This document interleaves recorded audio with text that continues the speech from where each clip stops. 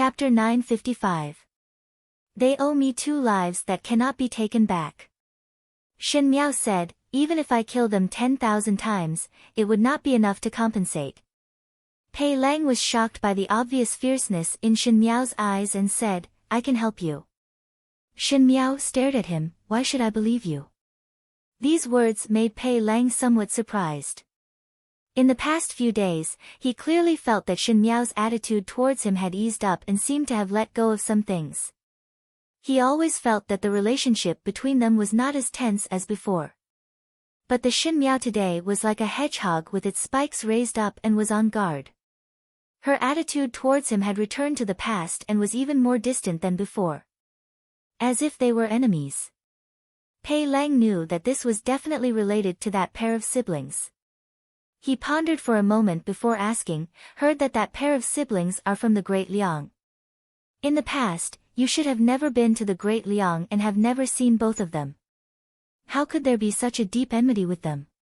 Teacher Pei. Shen Miao interrupted his words, I have already said everything that I can tell you. You are also very clear about my attitude towards this pair of siblings. I do not expect that Teacher Pei would be able to help me strategize but would request Teacher Pei not to interfere and not to tell this matter to others. In Pei Lang's heart, there was suddenly a kind of unbearable anger. He also had a body of pride and was willing to lead a carefree life but was persuaded by Shen Miao using Luing to enter the imperial court and became Fu Xiuyi's people, and then inexplicably became a spy and left for a foreign country. And when his sincerity was treated as speculation with ill intentions, he also had the impulse to turn around and leave. But when he saw Shen Miao's cold eyes, he felt that he could not get angry. It was as if when he saw her, he would have an inexplicable guilt attack him. He hesitated for a moment before saying, You do not trust me. Shen Miao coldly said, I do not trust anyone. Pei Lang left and Shen Miao sat back at the table. It was as if she had used up all the strength in her body and felt very weak. Li Mei and Li Ku were living in the residence of Prince Rui with such an identity, and one could not kill them but could only trap them in this residence of the prince of first rank. This great enmity must be avenged, otherwise she was not fit to be the mother of 2 children. Just as she was thinking, Jing Zhe pushed the door and walked in and said to Shen Miao, Furen, His Highness just woke up and wants to see Furen. Shen Miao was surprised for a moment and her face revealed a complicated expression. After a moment she said, I know. The Great Liang's imperial family, Xie Jingxing, Mei Furen siblings, all of these possible relationships were all guessed by Shen Miao, and the more she thought about it, the more terrifying it was. If those frightening conjectures were true, Shen Miao did not know how she should react. Mei Furen's appearance disrupted her plans and mood, and she even found it hard to face Xie Jingxing. She was afraid that others would see the hatred in her heart and was also afraid that Xie Jingxing would confirm the terrifying guess in her heart. The bedroom was filled with a strong medicinal fragrance, and the servants coming and going were all busy with their own things. Now that Xie Jingxing was awake, there were many things that were worth thinking about and his condition needed to be taken care of. Gao Yang was carrying his medicine box as he walked out and was surprised for a moment when he saw Shen Miao. He just woke up once in the morning and asked about you. His wound hasn't healed yet, so you should go along with him. Shen Miao complied and pushed the door to enter. Xie Jingxing was only wearing his middle clothes and an outer robe as he was half leaning on the couch reading a book. One did not know if it was because of his injuries, but these days he looked thinner and the contours were even more distinct. When he was quiet, he was like a noble son of a noble family as he elegantly flipped through the book. One would not be able to tell that a few days ago he was walking on the line of life and death. Shen Miao wanted to enter, but just as she took a step out, she was somewhat hesitant, as if she took this step, she would have to face a problem that she did not dare to face. She was afraid of the answer and instinctively wanted to avoid this problem. However, in life, there was no problem that could be avoided forever. Xie Jingxing's eyes did not lift up as he lightly said, Since one is here, why not come in? Shen Miao paused and clenched her fists before slowly walking in. Nearing the couch, she then sat down and said, Are you all right? Hearing that Uncle Tang said that you were already awake, one thought that you wanted to rest and did not disturb. Most likely Xie Jingxing's body was not fully recovered as his voice was still hoarse. But his lips suddenly hooked up and one did not know what kind of tone it was. Interesting. Shen Miao looked at him and his eyes were still on the book as his voice was somewhat cold. You do not dare to look at me? How could it be? Shen Miao smiled gently. Is it that the illness has muddled you? Xie Jingxing also smiled gently, but the smile did not reach his eyes. With a pa sound, he closed the book and threw it to the side before turning his head. Ever since Shen Miao came in, this was the first time he looked at Shen Miao. His eyes were sharp, but there was a hint of anger as he asked, Shen Miao, is it that if I did not let anyone call you, you would not come over? Chapter 956. Shen Miao, is it that if I do not let others call you, you will not come over? The atmosphere in the room was cold and his gaze was as sharp as a blade. Even though his face was pale, his aura was never weak. Shen Miao said, you are thinking too much. Are you hiding something from me? Xie Jingxing asked. Shen Miao shook her head, no. How to say it? In all fairness, this lifetime was completely different from the previous lifetime and Xie Jingxing might not really have any involvement with Mei Furen. But to pull Fu Ming and Wan Yu into it, she was unable to look at this matter rationally. If she did not have any shred of feelings for Xie Jingxing, then perhaps it would be much simpler. The most frightening thing was that the feelings would be mixed with other things. Hate would not be hate, love would not be love, and at the end it would breed countless fears and one would not even have the courage to face the problem. Xie Jingxing looked at her deeply and Shen Miao was afraid that some of her secret thoughts would be seen, so she said, since your body is better, then you should rest more. The night is very long, take the medicine and sleep early. She stood up and turned to leave. You are that impatient to leave? Xie Jingxing's voice came from behind and there seemed to be some unseen grievances. These few days one heard that you did not come to see me. But the first time I opened my eyes, I thought that you must be frightened. His lips pulled up and his eyes drooped down. It is me who is thinking too much. Shen Miao did not say anything and pushed the door open to walk out. After walking a few steps, she suddenly stopped. Xie Jingxing would definitely discover her abnormality. He was such a sensitive person and if he were to discover it, her secret would not be able to be explained. Sang Zaiqing's matter was after all related to her family, but she had never seen Li Mei and younger brother before and they were Xie Jingxing's benefactors. It was because the entire Long Yi knew about it that nothing could happen to Li Mei and younger brother, and once she was suspected, it would even throw dirty water on the residence of Prince Rui. On one side was a possible disaster and on the other side was to eradicate the enemies of the previous lifetime as soon as possible. It was torture for Shen Miao to let them live in this world. It was also related to Xie Jingxing. Shen Miao felt that after being in the Great Liang for so many days, she finally met her biggest calamity. Ba Jiao carried the empty medicine bowl over and was surprised when he saw Shen Miao. Why did Furen come out so quickly? Won't you accompany master for a while longer? No need. Shen Miao said, all of you take good care of him. She walked forward without turning her head back.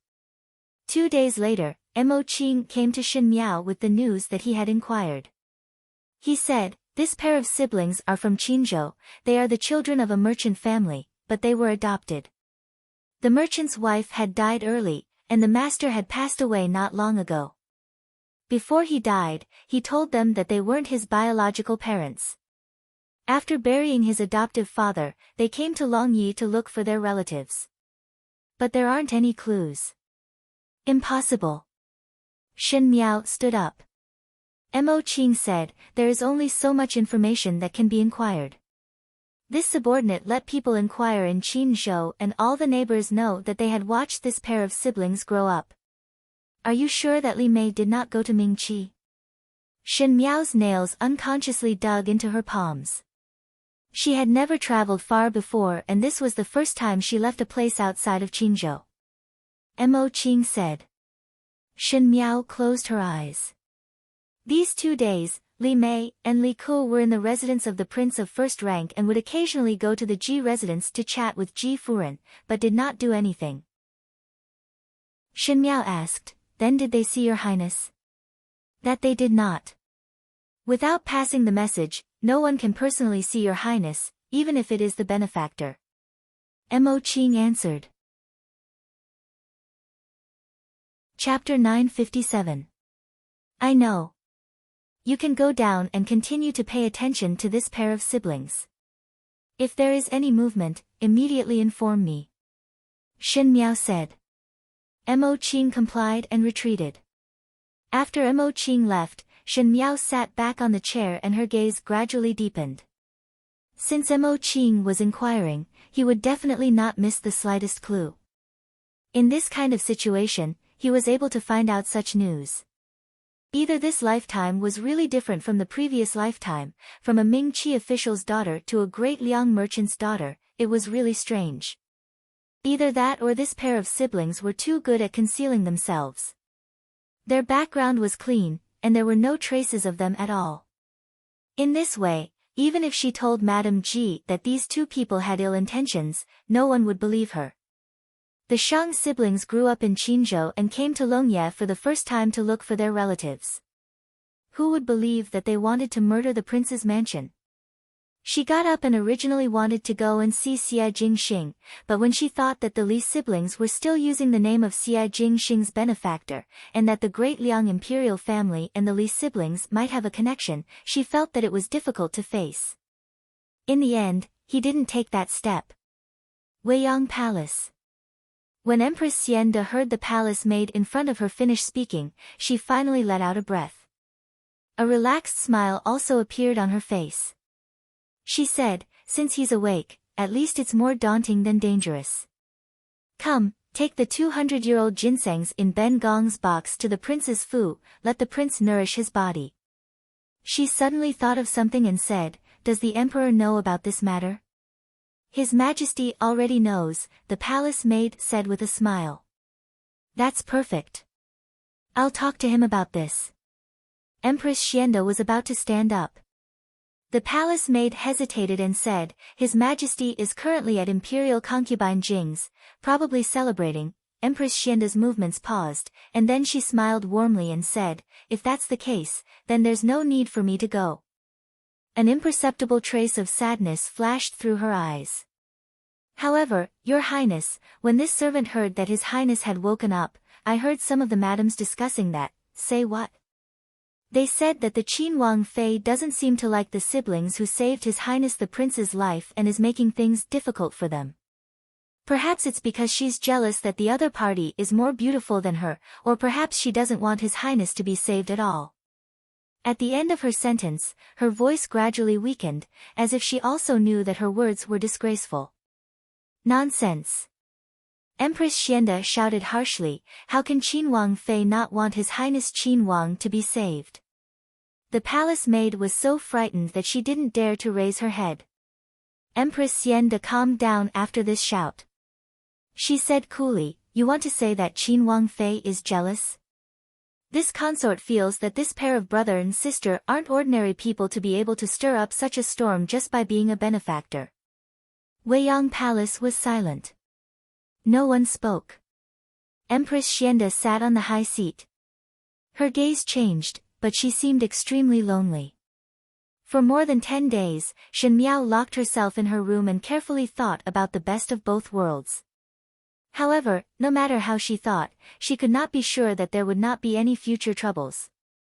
The opportunity that Li Mei and younger brother appeared in this lifetime placed the two of them in a very sensitive position. It was almost a natural barrier that Shen Miao could not move at all. And in these 10 days, she had been deliberately avoiding Xie Jingxing.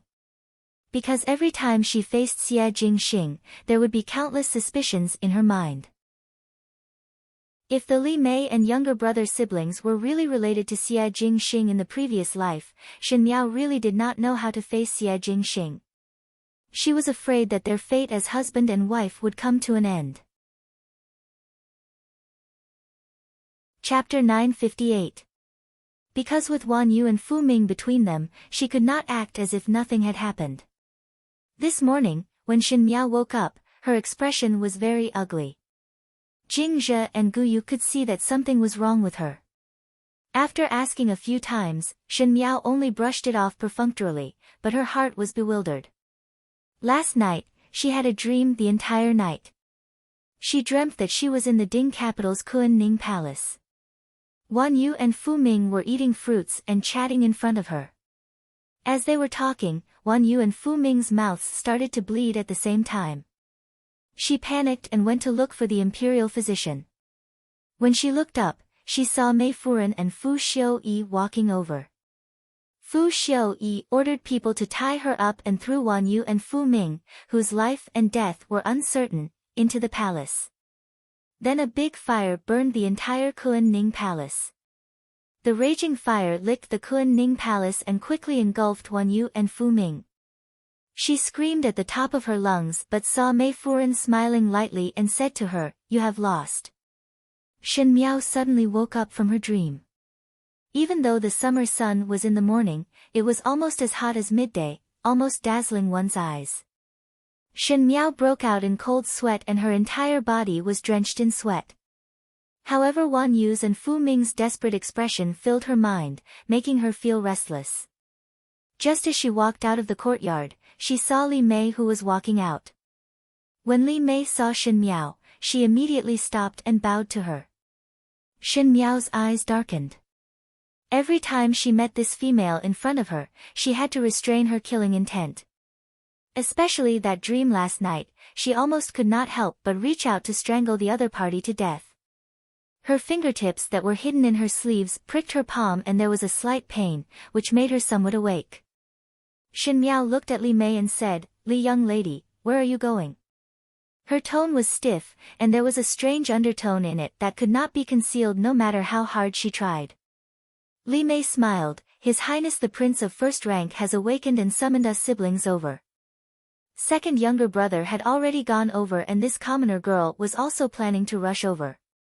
She then looked at Shin Miao with some shame, after disturbing the residence for so many days, after seeing His Highness the Prince of First Rank, this commoner girl should leave. The princess consort has taken care of us a lot, but she still hasn't said a word of thanks. Shin Miao sneered in her heart. She had never let anyone take care of these two people, so it should be Ji Furen's idea. In addition, everyone in the residence saw that they saved Xia Jingxing's life, so they were more polite to the two of them. "Why are you talking about leaving?" Shin Miao said indifferently, "We have not properly repaid you." Li Mei shook her head. "We came to Longyi to look for our relatives. Since His Royal Highness has recovered, we should leave." Shin Miao's lips twitched and she did not even bother to respond with a smile. Shin Miao really could not believe Li Mei if it was to look for relatives. Who knew what they came to Longyi for? Li Mei looked at Shin Miao and suddenly said in a soft voice, "Princess consort, has this common girl offended the princess consort in some way?" The princess consort does not seem to like this common girl. When the words were said, Shin Miao's attitude towards Li Mei was somewhat obvious. Towards the benefactor who saved Xia Jingxing, other than seeing her once on the day of her return, Shin Miao did not see her again. Shin Miao's actions were appropriate and gentle, so it was definitely not because she had forgotten, but it was intentional. As for why it was like this, it made one puzzled. "I indeed do not like you." Shin Miao raised her chin. She could feign civility to her enemies, but she could not do this to Mei Furen. She wanted to directly express her hatred. If it was not for the residence of Prince Rui, if it was not because she was unable to explain it to Xia Jingxing. She chuckled, "Do you want to know why?" Chapter 959. Li Mei looked at her in puzzlement. That pair of charming eyes were filled with puzzlement and seemed to contain some sincerity, totally different from the contempt in Shin Miao's memories. "Instinct," Shin Miao said coldly. Then without turning her head back, she brought Jing Zhe and Gu Yu to walk past Li Mei. Li Mei stood there for a while, shook her head, and left. And Shin Miao, who was standing far away, looked at her back view with a cold expression. Jingzhe and Guyu did not dare to say a single word.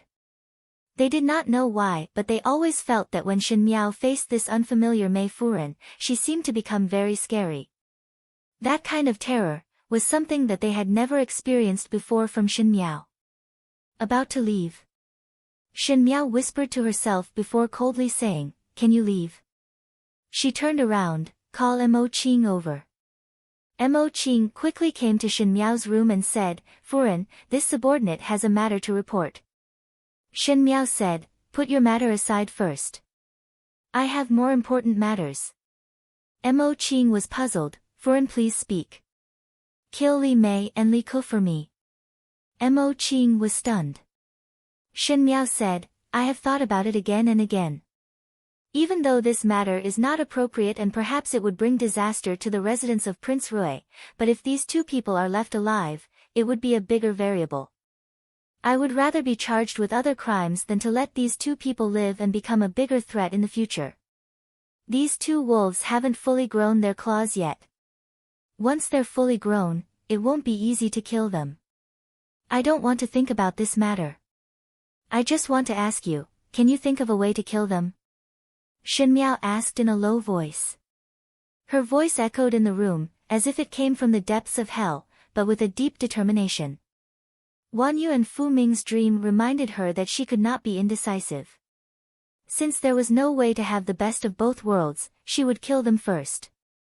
Since this pair of siblings were only the children of a merchant, it would be much less troublesome to kill them. If they were to find someone to rely on in the future, it would be even more difficult. Moreover, Li Mei also said today that they would be leaving Prince Rui's residence soon. Where could they go after they left? Could they go to a place that could protect them? Shen Miao thought that one must pay attention to the timing of killing and could not drag it any longer. As long as Li Mei and Li Ke were alive, she would not be able to get over it and would suspect Xia Jingxing. In the choice between her previous life and this life, she chose to kill Li Mei and Li Ke now. As for what role the imperial family of the Liang had played in her previous life, she did not want to pursue it.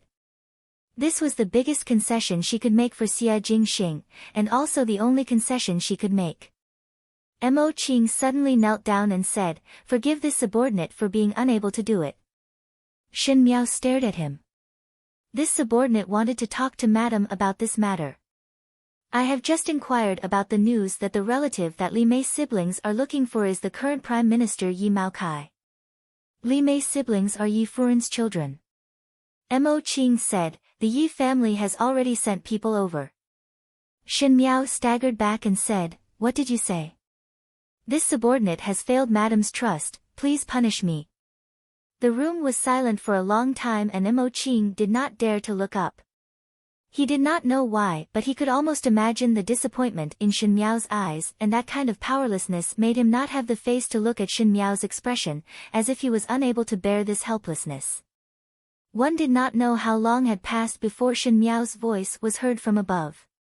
Her voice was desolate and tired as she said, "Do not blame you. They came prepared and I was not determined, thus I hesitated and missed the opportunity." The rebirth of the malicious Empress of military lineage. Chapter 960. But. Her voice suddenly turned sharp, as if a sharp blade had appeared from its scabbard, sharp and murderous. "Even if there is the Yi family, I must take these two lives." Long Yi was different from the Ding capital.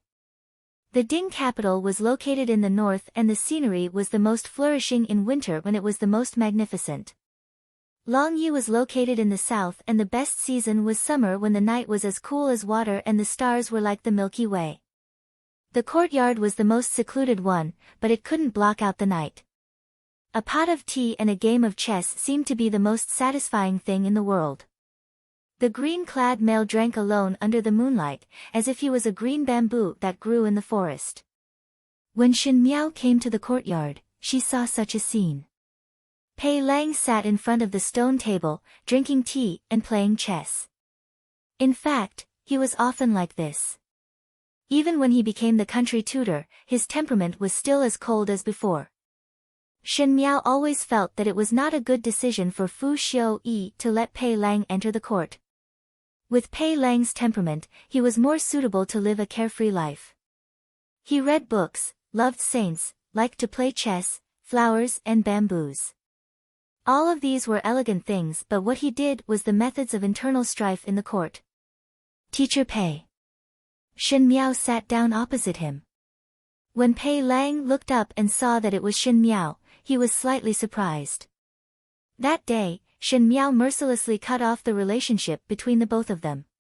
No matter how much Pei Lang tolerated, he was after all a male and had self-esteem. These days he did not take the initiative to look for Shen Miao. Moreover, Shen Miao was not one who would take the initiative to lower her head. Now that she appeared in front of him, Pei Lang's mood also fluctuated slightly. Previously Teacher Pei said that he would help me. Does this sentence still count now? Shen Miao did not intend to have a heart-to-heart talk or play chess with him and directly asked. Which matter are you talking about? Pei Lang put down the teacup in his hands. Everything but the current matter is that I want the lives of Li Mei and younger brother. This is very difficult. Pei Lang smiled bitterly. It is more difficult than you imagine. Shen Miao said, these two siblings have a relationship with the Yi family and said that they are Yi Maocai's children. Most likely it will soon become Yi Mei and Yi Ku. It is impossible to simply kill them secretly. But I can't let them go. She said, can't and not, don't want to, which meant that no matter what, she wanted the lives of the siblings. Pei Lang frowned, but why must you take their lives? Shen Miao's smile was somewhat cold as she said, not everything must have an answer. You ask me why, I still want to ask other questions. If I can't find the answer, how can I tell you? Pei Lang looked at the chess pieces on the table and smiled after a while. I understand. I won't continue to ask you the reason, but what do you want me to do? You are not good at killing people, but I know your ability. Shen Miao said, since it has become Yi Mei and Yi Ku, then the one to deal with is the Yi family. I want to deal with the Ye family. No one knows better than you how to topple a family in the imperial court. I want you to be my advisor. Pei Lang was startled for a moment before shaking his head, I do not understand your meaning. Even though I am by Prince Ding's side, it is only to give advice on political matters and do not have the experience of overthrowing the enemy. How can you say such words? Shen Miao smiled slightly, but her heart was thinking that she naturally knew. Pei Lang looked like a gentle and refined person, but his methods were completely different and ruthless. When Fu Xiu-yi just ascended the throne, Prince Shou's men were eyeing him covetously and tried to make a comeback, but at the end they were all defeated by Pei Lang's hands. Chapter 961. I only ask you, will you help or not? Shen Miao asked. Pei Lang muttered, the Yi family's current situation in Longyi is very subtle. The emperor of the Great Liang wanted to use the Yi clan to deal with the Lu clan. The Yi clan did not have any children, so they were easier to control. But if you have a pair of children, the structure will be broken again. Perhaps the Yi family will change sides, perhaps they will fight with the Lu family, perhaps they will ally with the imperial family to deal with the Lu family. The appearance of Yi Mei and Yi Ku is an extremely subtle point. The royal family's attitude towards the Yi family would also affect the Yi family's attitude towards the royal family. At this time, the royal family could not act rashly, so they had to be more polite to the Yi family. And you are the princess of Prince Rui's residence. Prince Rui is the emperor's younger brother and is tied to the imperial family. If you want the lives of the Yi siblings, the great Liang emperor will be the first to not agree. Shen Miao stared at him. I naturally know this, so the method I want you to think of is for the royal family to take the initiative to deal with the Yi family. Whoever moves first loses. The royal family is watching, and so is the Yi family. If you really want the lives of the Yi siblings, you must first find a mistake in the Yi family and grab hold of the Yi family's weakness. It's best to stir up a dispute between the Yi family and the royal family. Shen Miao asked, What about the Lu family? Pei Lang was stunned. What if I let the Lu family and the Yi family fight? Pei Lang shook his head. You only think that way because you want to protect the prince's residence. But I must warn you that it is impossible to have the best of both worlds. The Lu family is not a fool. At this time, they will not take the initiative to fight with the Yi family. Shen Miao said, I understand. You really do not hesitate to offend the imperial family to deal with the Yi family? Pei Lang frowned. If you really oppose the imperial family, then between you and Prince Rui. Pei Lang did not continue speaking as there would inevitably be animosity. Even though he found it strange that Shen Miao's attitude towards Yi Mei and her brother was so unyielding that she would not hesitate to perish together with them. What did the Yi Mei siblings do? I do not have a second path to take. Shen Miao's eyes drooped down. Perhaps I do not have fate with the imperial family. In the past and present lifetime, she was unable to escape the sacrifice of the imperial power. But so what? How do you plan to sow discord? Pei Lang asked. This is the matter that I want to discuss with you. Shen Miao said. The Great Liang and Ming Qi were two entirely different battlefields, thus one was not familiar with the various forces in Long Yi and now knew even less. She was unable to face Xie Jingxing calmly but was not willing to let her enemy live well under her eyelids. After thinking about it, even if she had to perish indiscriminately, she would take revenge for Wan Yu and Fu Ming. And Pei Lang was her only ally. Pei Lang was good at scheming and plotting. He was the best at analyzing the situation of the imperial court. Slandering without leaving a trace, easily sowing discord, this imperial preceptor was truly an expert. She wanted to join hands with Pei Lang to reap the lives of these two people. Even if Yi Jia's brother and sister have a huge backer, she will also bring down the backer. This discussion lasted deep into the night. When Shen Miao felt that it was time to return to her courtyard, it was already very late. Only Jing Zhe and Gu Yu accompanied her. She returned to her own courtyard and pushed open the door to enter the room. Just as she was about to take off her outer clothes, her movements suddenly paused and she turned her head over.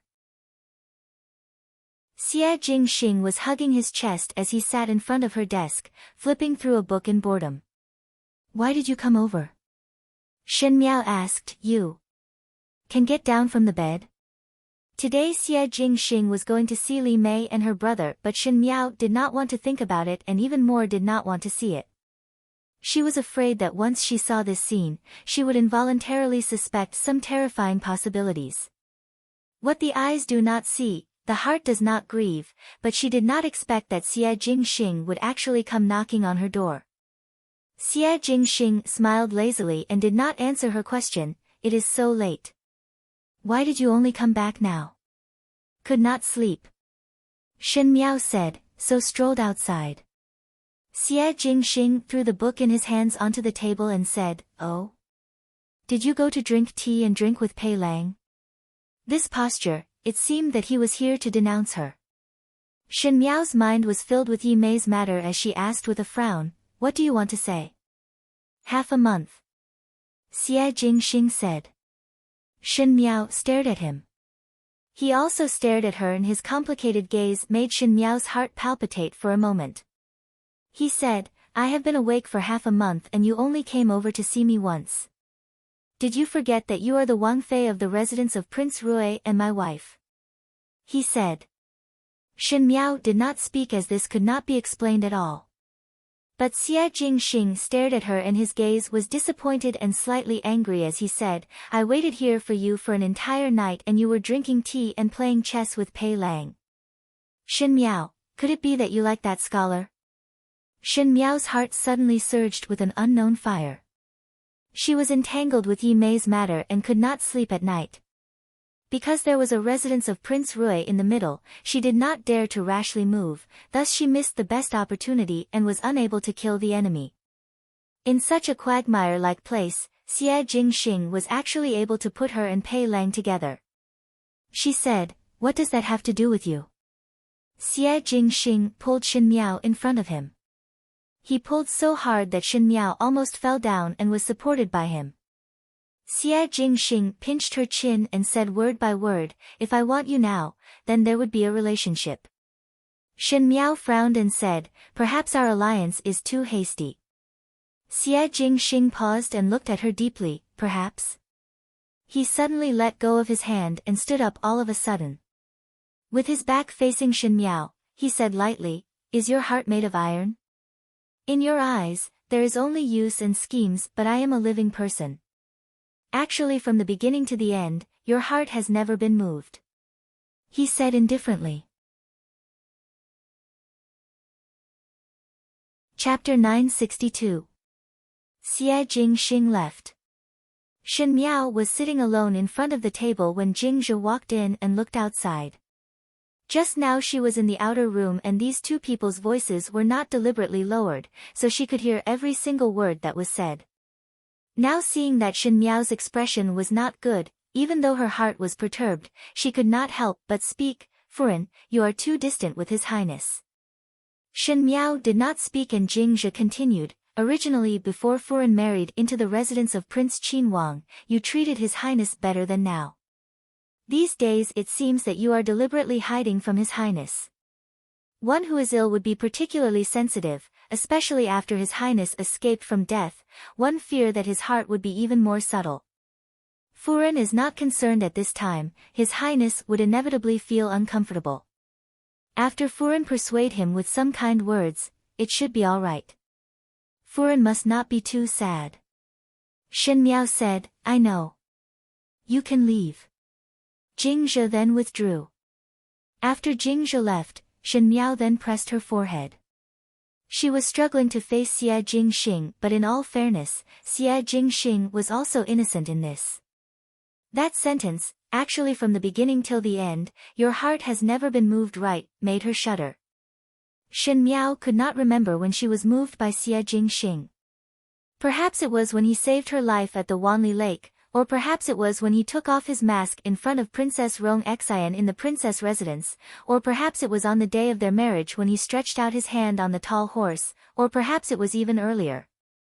Even earlier, when she set fire to the ancestral hall, the first time she met Xie Jingxing, and the confrontation with Xie Jingxing. The feeling of being moved was too far away.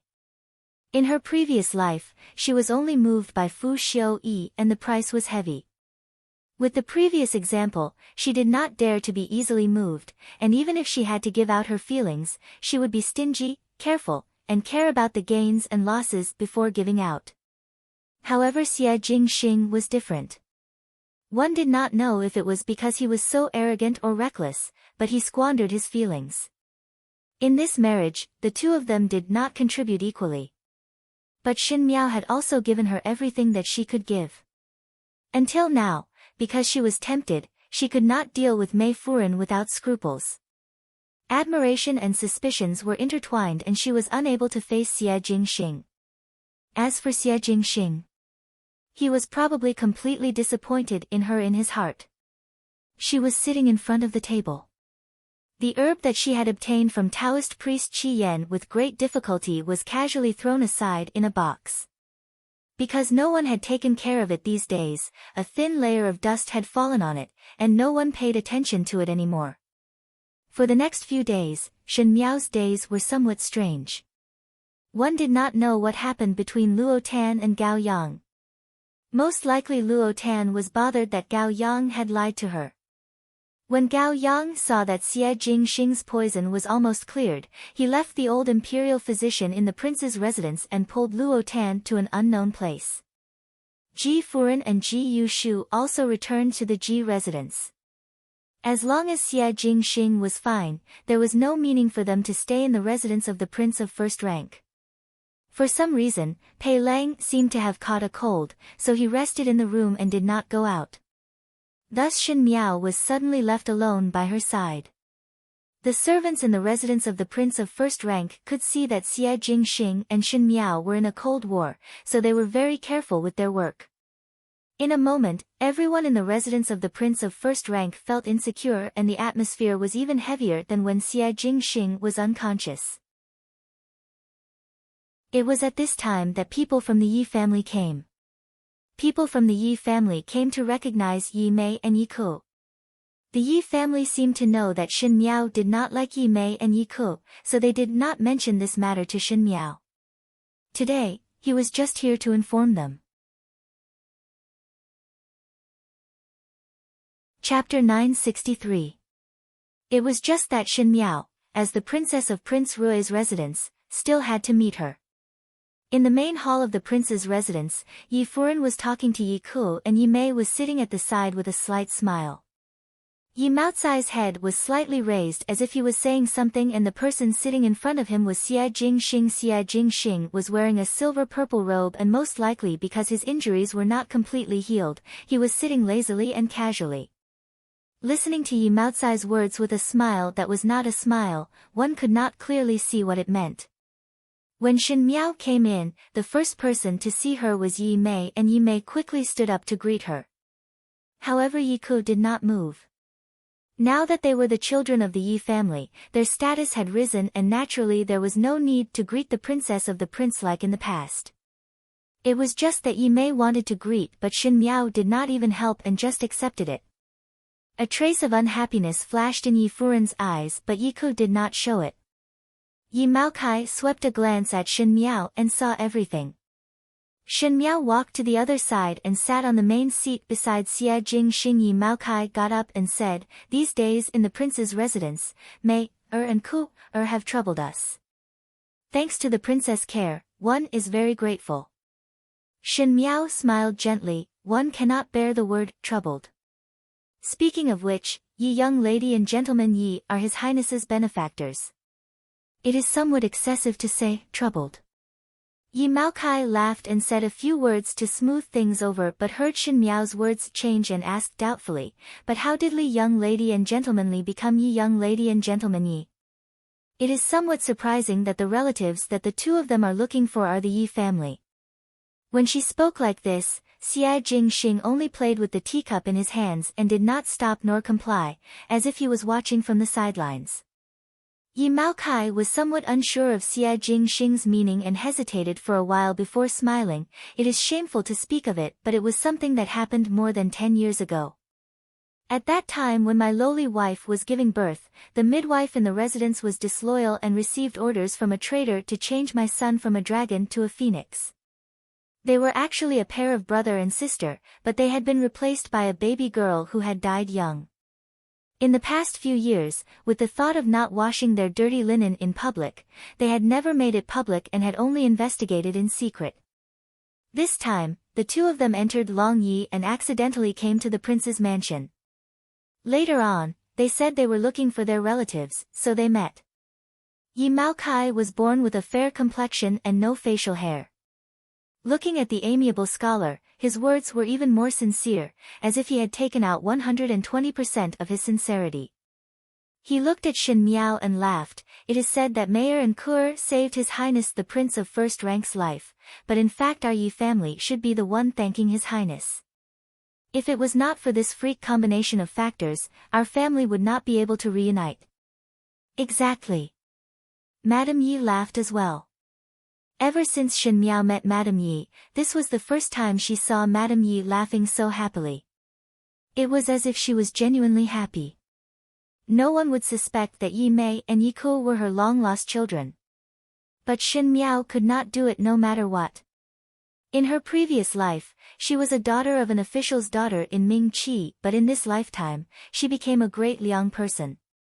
One feared that the entanglement of this was not that simple.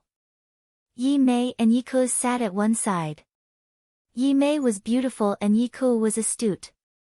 With one look, one could tell that they were rare talents. What was even rarer was that they kept their propriety and did not speak rudely or use their identity as Xia Jingxing's savior to do anything. Because of that, others could not have any ill feelings towards them. That's right. Fu Xiu-yi was an astute and almost cold person.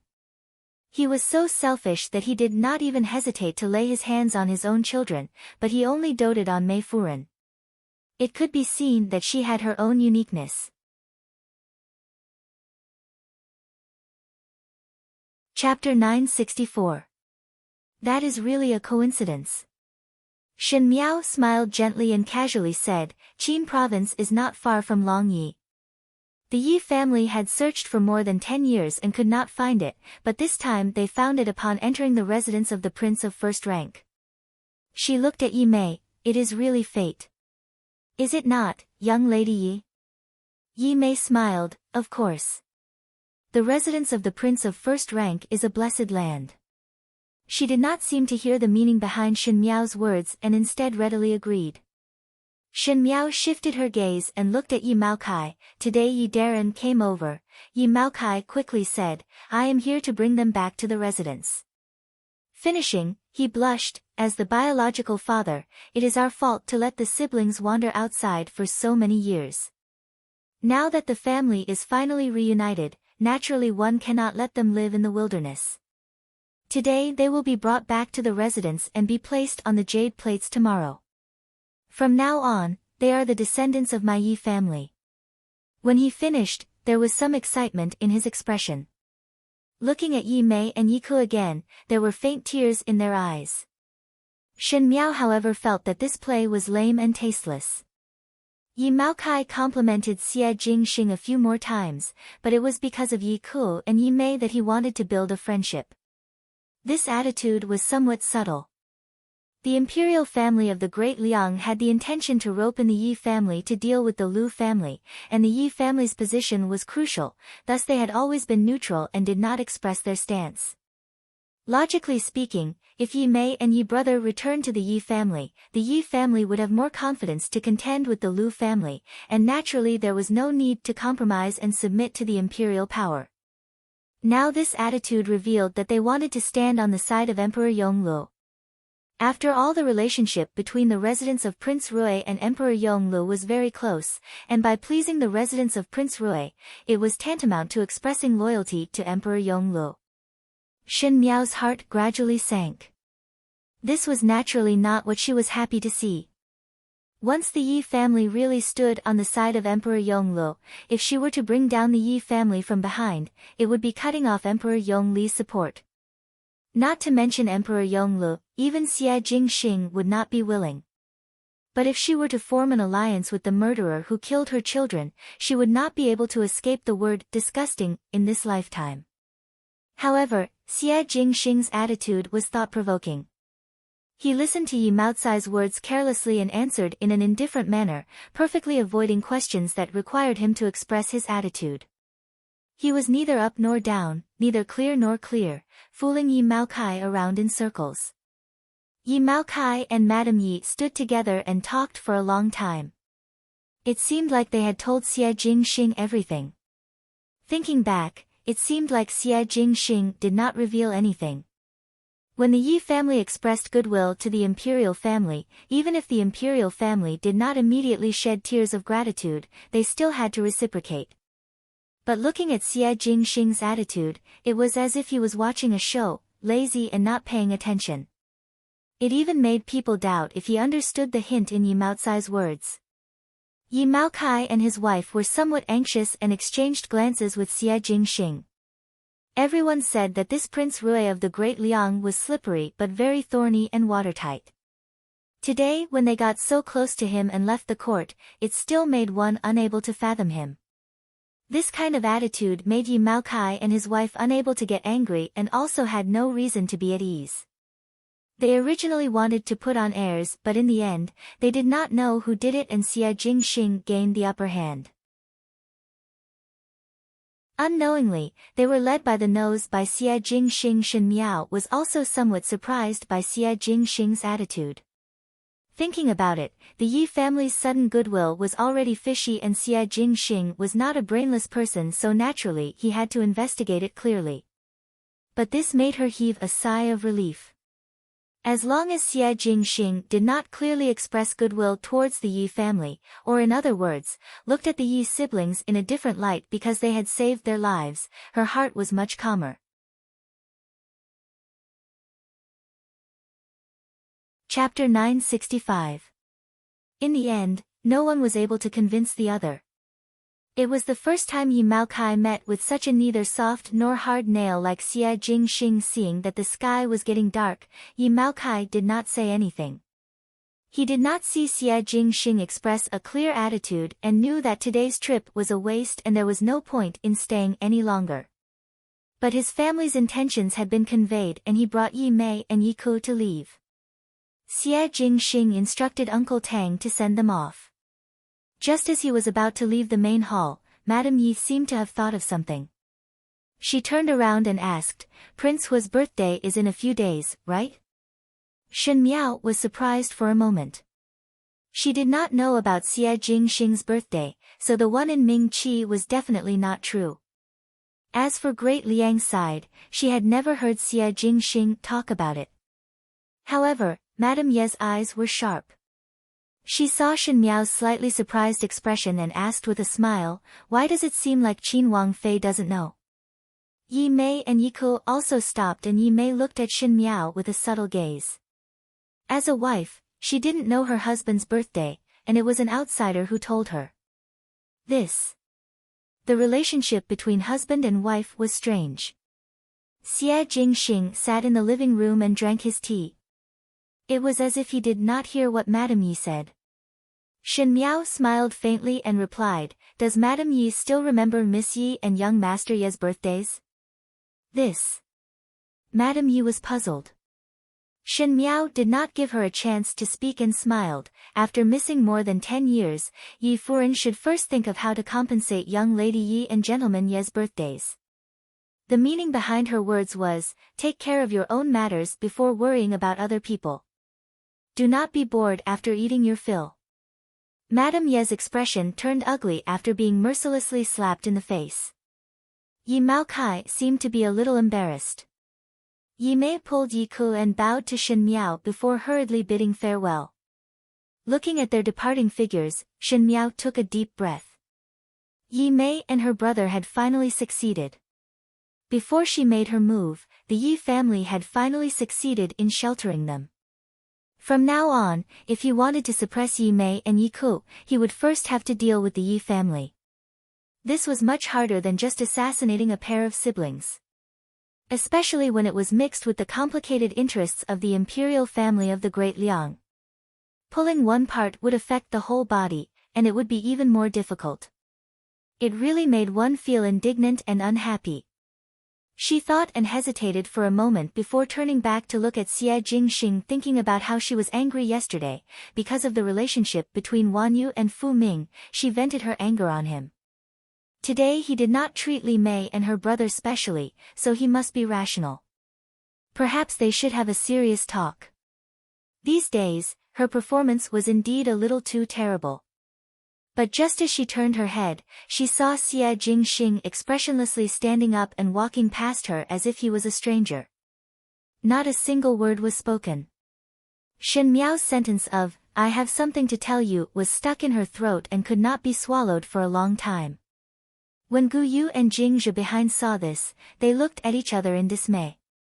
Both of them knew that Shen Miao and Xie Jingxing were in a cold war these days, and if the master was not good, naturally the servants would not be happy. But just now Shen Miao obviously had the intention to reconcile, and Xie Jingxing was so cold, one feared that his young lady's heart was hurt. Jing Zhe and Gu Yu had followed Shen Miao for so many years, especially in the recent 2 years, they had a clear understanding of Shen Miao's temperament. Her self-esteem was extremely strong. With Xie Jingxing like this, even if Shen Miao had the intention to make peace, she would not take the initiative to do so. Jing Zhe said in a low voice, "This is bad. If this goes on," she had just married over, "how would she live in the future?" Gu Yu also muttered, "One must think of a way." When Shen Miao returned to the room, the more she thought about it, the more upset she felt. Xie Jingxing's attitude towards a stranger was really very vexing. She had been an empress in Ming Qi for many years, and other than Fu Ming and Wan Yu who wanted to curry favor with Fu Xiuyi, she had never given in to others. She had a strong temperament, else she would not have fought with Mei Furen for so many years.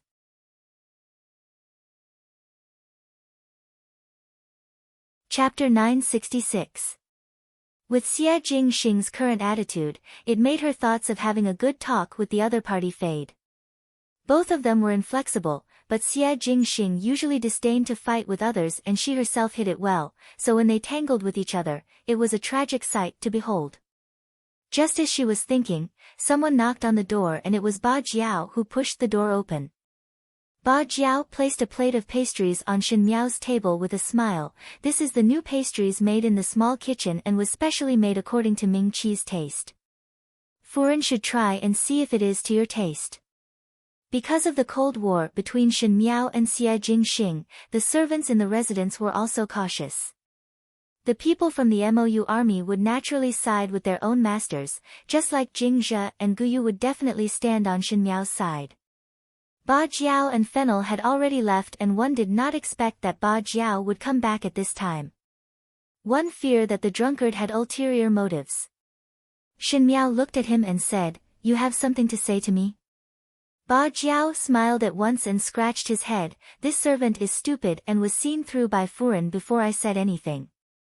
"Furen, this servant was found by Jing Zhe and Guyu to persuade you." Outside the door, Jing Zhe and Guyu's expressions suddenly became strange. This Ba Jiao said that she was stupid but she usually looked very smart. She said that she was smart, but now she was pouring beans out of a bamboo tube and bringing the two of them out. They really didn't know what to say. Shen Miao laughed in spite of herself. "What do you want to persuade me about?" They all said that Furen's temperament is very cold. After Master was injured for so many days, Furen ran out on her own without a trace and did not come to see Master. After Master woke up, he only came to see once. Everyone felt it was unfair for Master, so these days Furen has been cold to Furen. One hoped that Furen will not blame. Shen Miao shook her head. "What they said is the truth.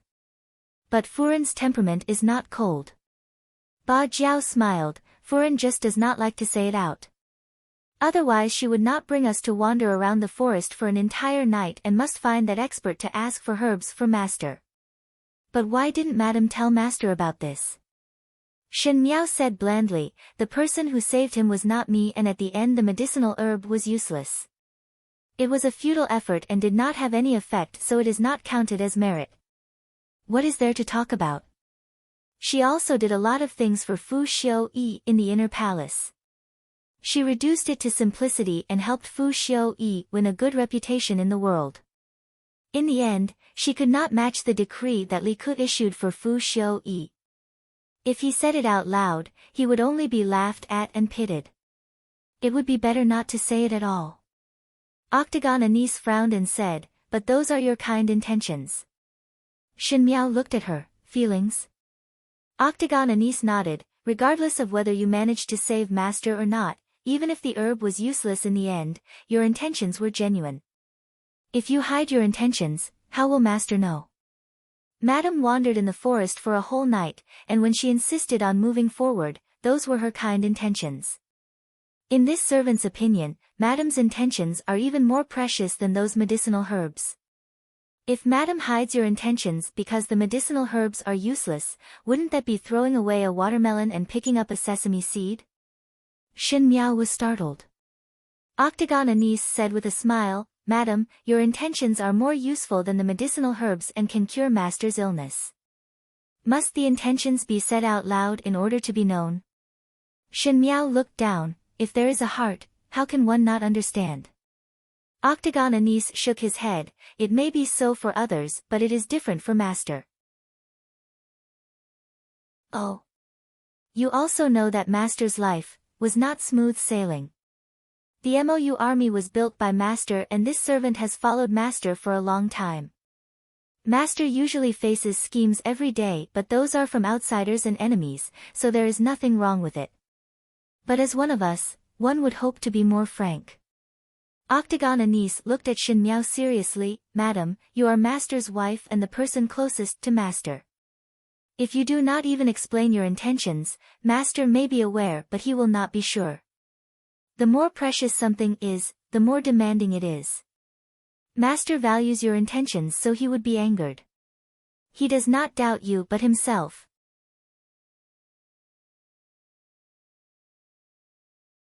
Chapter 967. He was not doubting you but doubting himself. Shen Miao suddenly jolted, as if a piece of ice in her heart had blossomed because of this simple sentence. From it, soil was born, a trickle of water was born, and a long green field was born. Master would also doubt himself, doubt that he is not good, doubt that he is not as good as others, and doubt that you are dissatisfied with him. When all these doubts are added together, it would become doubt of your intentions. Like this, do you still want to hide your intentions? Shen Miao's eyes slightly drooped and her heart started to rise and fall. Xie Jingxing was such a proud person that even in the midst of thousands of troops, he would still casually smile. He lived in the filthiest and most chaotic court strife, and at such a young age he had to carry a heavy burden that did not belong to him. His relatives, brothers and friends, he was neither close nor distant, and no one believed in his sincerity. This made him seem like a person who did not care about anything. However, it made people forget that he had the most straightforward sincerity and the naivety of a youth. Just like how he treated Su Mingfeng, Princess Rong Xian, and even the Marquis of Linan.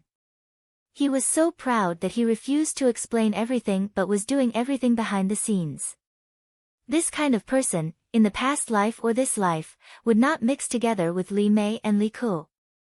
She should not have doubted at all. Her distrust came from her lack of confidence in herself. Just like Xie Jingxing's suspicion towards her, it came from his suspicion towards himself. Shen Miao closed her eyes.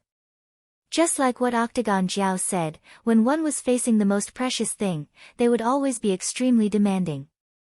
She was moved by Xie Jingxing, thus she was afraid that Xie Jingxing and Mei Furan were involved, and Xie Jingxing's concern for her made her become a thorn in the other's side.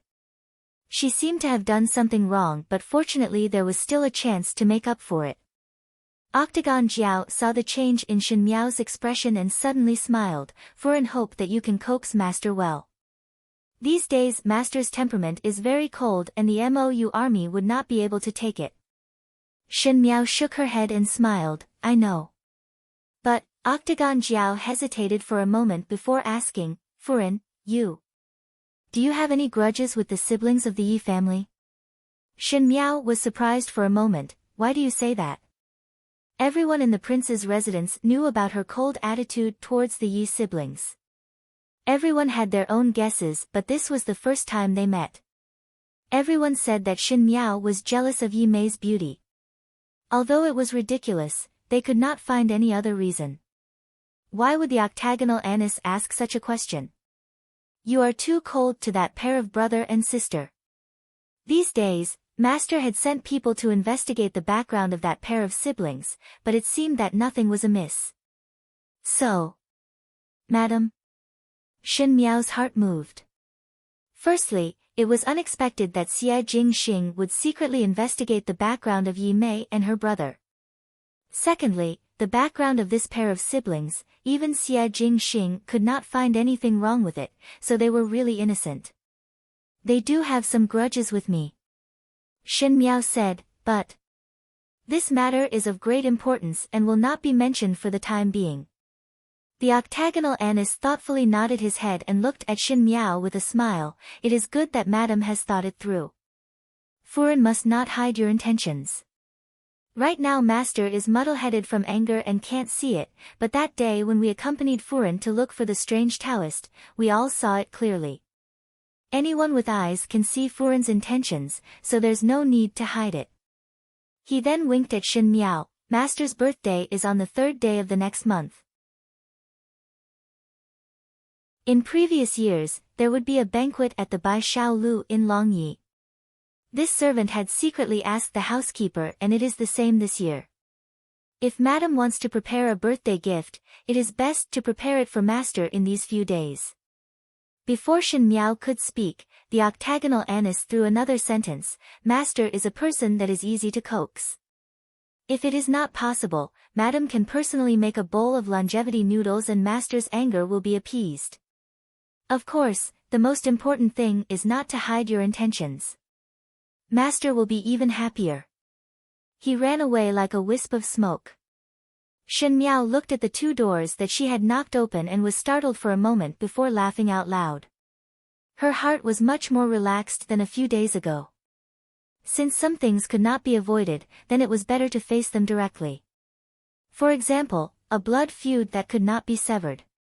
For example, unspeakable intentions.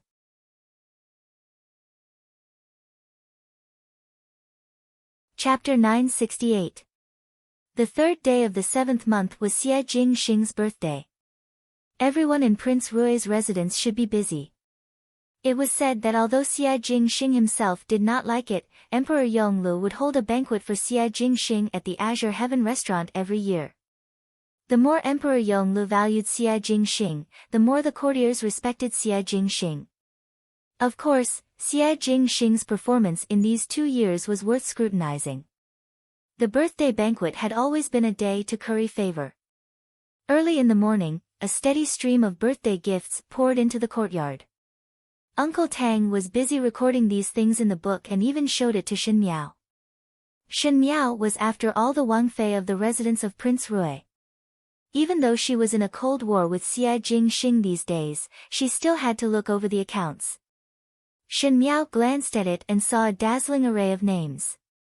No matter if it was a high-ranking official or a low-ranking official, all of them rushed over to curry favor.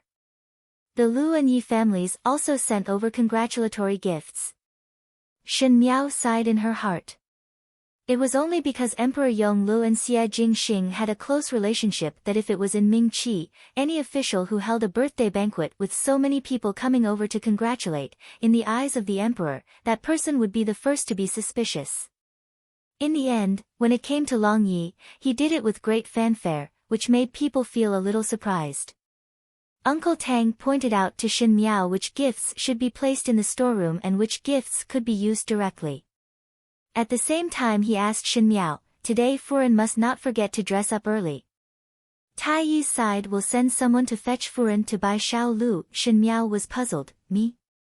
Uncle Tang smiled and said, "Madam is our Wang Fei and His Highness's wife. Madam naturally has to attend His Highness's birthday." After hesitating for a moment, he stuttered, "When a husband and wife quarrel, they quarrel at the head of the bed and reconcile at the end of the bed.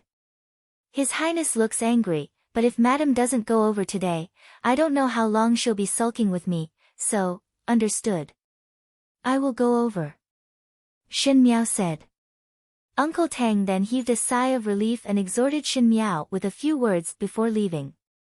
After leaving, Shen Miao finished looking at the account books and packed them up before preparing to return to the room. Jing Zhe came up with a thick face and carefully asked Shen Miao, "Furen will definitely go to buy Xiao Lu tonight, right? Prince Rui's residence is being stared at by others. Now that I have just arrived at the Great Liang, there will surely be people watching the show. If I don't go, it will instead give people the chance to gossip. It is better to go directly and deal with whatever comes. Isn't it better?"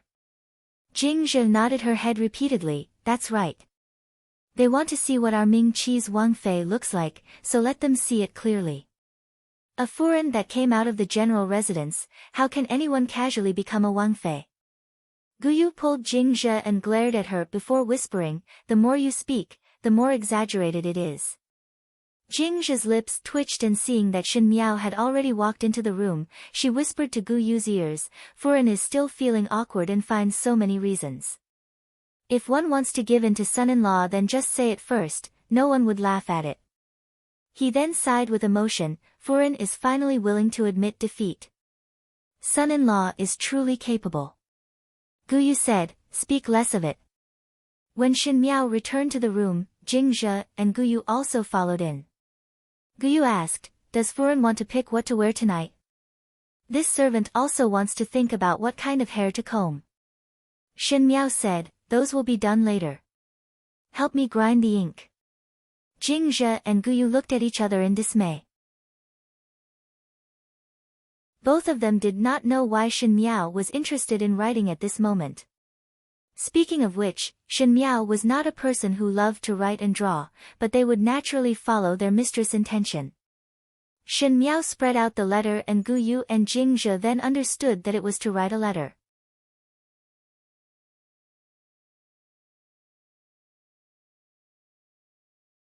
Chapter 969.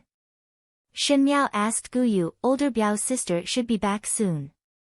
Guyu said, Gentleman Gao had sent someone to pass the message and would definitely be able to make it in time for Bai Xiaolu's birthday celebration tonight. Luo Tan and Gao Yang had disappeared for the past few days. Luo Tan had a fiery temper, and Gao Yang had lied to her before. It would take a while for Luo Tan to calm down, so Gao Yang simply abducted her. Shen Miao was also relieved as she knew that Gao Yang's character would not do anything bad to Luo Tan, and on the contrary Gao Yang was much more dangerous. Today was Xie Jingxing's birthday, and as Xie Jingxing's left and right arm and also Xie Jingxing's friend, naturally he would rush over. Shen Miao pondered for a moment before picking up the brush to write a letter.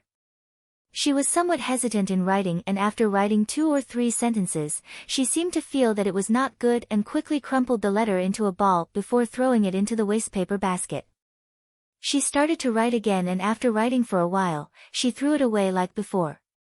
At the end, one did not know how many pieces of paper were wasted before she kept the brush.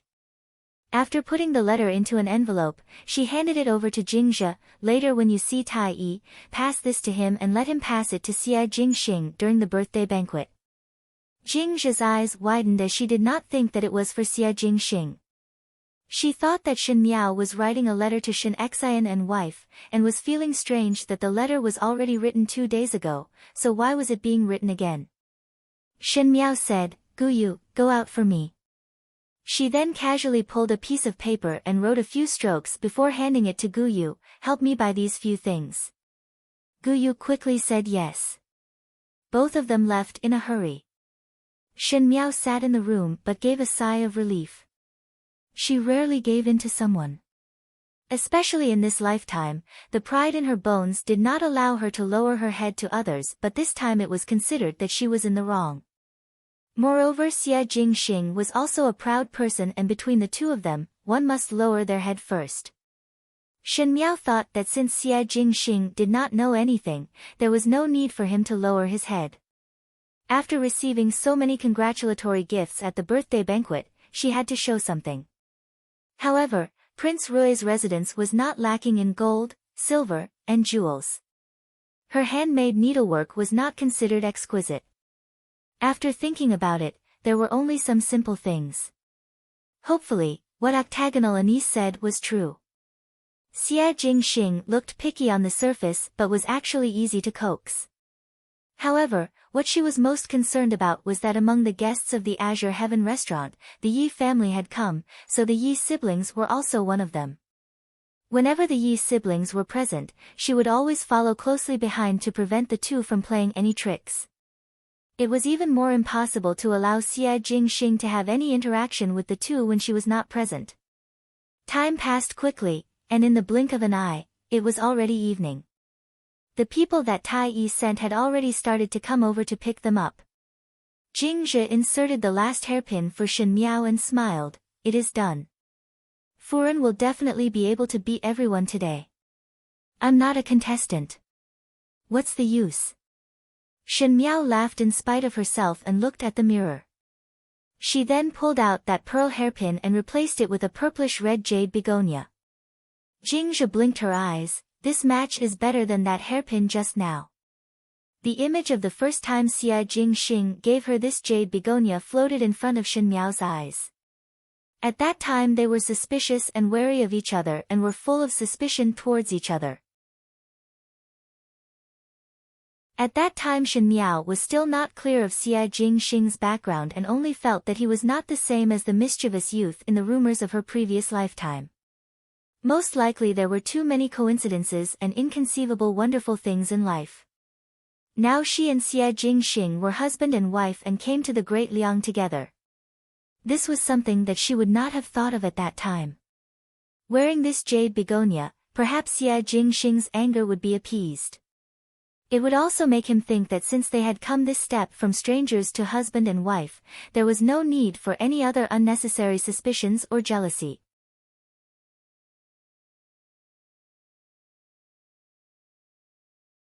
Chapter 970. Shen Miao stood up and there was a slight smile on her face. Ba Jiao and the rest are still waiting outside. Let's go. The few of them went out together and indeed saw that the horse carriage was already prepared at the door with Ba Jiao and Shi Xiang guarding outside. Jingzhe asked curiously, "Is His Highness not going with Furen?" Shi Xiang replied somewhat awkwardly, "His Highness had already gone first and let this subordinate come over to pick up Furen." This made others feel that something was wrong. The prince of first rank and Wang Fei did not go out together but one after the other. Anyone with discerning eyes could see that there must be something wrong with this. Jingzhe and Gu Yu were somewhat indignant for Shen Miao, but Shen Miao said lightly, "All right, let's set off." She knew what kind of character Xia Jingxing had. He was a proud person deep in his bones, but sometimes he was as stubborn as a naughty child. She would not fuss over these matters, but when she thought of her apology tonight, she felt a sense of unease. Bai Xiaolu was the largest and most expensive restaurant in Longyi. Not to mention the common people, even those high-ranking officials would have a lot of face if they wanted to hold a banquet here. Thus to hold a birthday banquet here, it was not just one or two tables but almost the entire restaurant. That was considered to be boundless. The more glorious it was, the more expensive it was. The residence of Prince Rui had held banquets here every year for the past 3 years, which was enough to see that the residence was overflowing with wealth. On the main seat, a young man was sitting diagonally as he carelessly listened to everyone's compliments. The purple gold robe almost covered the entire seat. Looking from afar, it was like the flowing night sky, with a kind of gorgeous charm. There were many people toasting and one would naturally be slightly tipsy. However, that pair of peach blossom eyes seemed to be smiling yet not smiling, as if he was slightly drunk but was incomparably clear, making one unable to tell if he was drunk or sober. There were also females among the guests, and when they looked at that young man, they could not help but cast gazes of admiration. This Prince Rui was young and was incomparably handsome. He was full of elegance but had a bit of evil charm, which was the type that females were most infatuated with. In addition to his noble status and wealth, he was the type that one would want to rush to his side no matter what. It was a pity that he had already married a wife at such a young age, and she was even a legitimate princess. But, although there was a princess, the position of concubine was still empty. Even if she could not become a side consort, becoming a concubine was something that everyone would fight over. Lu Wanner sat beside Lu Furen and her gaze involuntarily went to Xia Jingxing's side. 2 years ago when she saw Xia Jingxing for the first time, she had already fallen in love with him. At this time, all the males were vulgar and only this person could make her fall in love with him. Unfortunately, the position that she should have stood beside him was occupied by that stupid woman, Shen Miao. Thinking of this, Lu Wanner was unable to restrain her anger and wished that she could tear Shen Miao into pieces. She had the intention to go over and say a few words to Xia Jingxing, but right now there were those officials who were fawning over Xia Jingxing. She was after all an official's young lady, and even if she was more daring, it was impossible for her to fawn over him in front of so many people. He couldn't help but feel a little depressed. In the blink of an eye, she saw Yi Mei talking to Yi Ku, and Lu Wanner's face darkened. As a female, one would always be the most sensitive to the appearance of other females. Lu Wanner thought that she was pampered and spoiled, eating and wearing the best clothes, so when she looked at the females beside her, she would always look down on them. In the entire Longyi, she thought that she was not much different from a princess and did not even put the Yi family, which was as famous as the Lu family, in her eyes. This was because the Yi family did not have many descendants and did not have any young ladies. But now she heard that the Yi family had recognized a son and a daughter who were wandering outside. Originally Lu Wanner had the mentality of watching a show and wanted to take a look, but after seeing what Yi Mei looked like, she was not happy at all.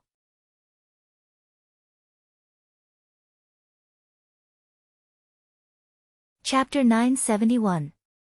Yi Mei was too beautiful. Not to mention her beauty, she also had a special charm that attracted people to look at her all the time. It could be said that she was charming, but it was more naive than charming. It could be said that she was naive, but there was a mature charm to her. Most importantly, Yi Mei was very smart. For example, the two of them had just acknowledged their ancestors and met many madams for the first time. However, they were already able to chat happily with those madams. A beautiful, intelligent woman who knew when to advance and retreat was now crowned with the title of the Yi family's daughter. Seeing how Madame Yi doted on her even though she felt guilty, Lu Wanner felt that she was in a much better position than Madame Yi in terms of status and influence. This made Lu Wanner feel a strong sense of crisis. She heard that this Yi Mei saved Prince Rui's life, so she naturally had a closer relationship with Prince Rui's residence. Lu Wanner gritted her teeth in hatred. All along, Lu Wanner saw Xie Jingxing as her. Even with Shen Miao, Lu Wanner had never given up on this idea. A foreign official's daughter with no relatives or connections in Longyi, with the Lu family's ability, it would not be difficult to find an opportunity to make her disappear in the future. Thus, Lu Wanner had never put Shen Miao in her eyes. However, Yi Mei was different. One must know that the relationship between the Yi family and the Lu family had always been subtle. They could not be considered friends, but they were not enemies either. If the Yi family wanted to form a marriage alliance with Prince Rui's residence, Lu Wanner quivered and bit her lips tightly, not saying a word. While she was deep in thought, Madame Yi said in astonishment, "Speaking of which, I have never seen Princess Yu before. Why didn't the princess come today?" All the madams started whispering to each other again. Actually, they weren't blind. Since Shen Miao wasn't here, they had already seen it. The only reason why they didn't mention it was because no one wanted to. Now that Madame Yi had brought it up, they naturally started discussing it. Madame Yi said again, "Could it be that she is sick? A few days ago, when I went to pick up Mei, and Ku, I saw that the princess looked a little haggard. Come to think of it, the prince was sick." As his wife, she was naturally worried. It seems that her health was not good at that time and even the prince did not take care of her. His words caused an uproar. In Madame Ye's words, she secretly mentioned that she had been to the prince's residence before. The prince's residence and the Yi family had a close relationship because of the Yi siblings. He then ruthlessly belittled Shen Miao. When Prince Rui's life was hanging by a thread, Shen Miao did not even take care of him. Even if he was really sick, he was too heartless. On the other side, Xie Jingxing was drinking a cup of wine offered by his colleague. It was unknown if he had heard Madame Ye's words, but the corners of his mouth were curled up into a faint smile. He did not even look over. Someone said, "Could it be that the couple quarreled? How could this be?" Lu Furen smiled amiably. Didn't Qin Wangfei personally say that Rui Qin Wangfu would not accept any more people? It could be seen that the relationship between the two of them was very good. Otherwise, they wouldn't have said such words. Since their relationship was so good, they definitely wouldn't quarrel. Don't think too much about it. Until now, Lu Furen was still brooding over the words that Shen Miao said in front of Lu Wanner. The more she said it, the more Shen Miao slapped her own face. Saying it like that, wasn't it just separating from her husband? Thus, people should not be so arrogant. When Lu Wanner heard this, her mood from being disturbed by Yi Mei became slightly better. Even though she was not happy with Yi Mei, but if Shen Miao and Xie Jingxing were not good, she would be happy to see it happen. Yi Mei looked at Yi Furen slightly and said, "The prince's residence will not accept people."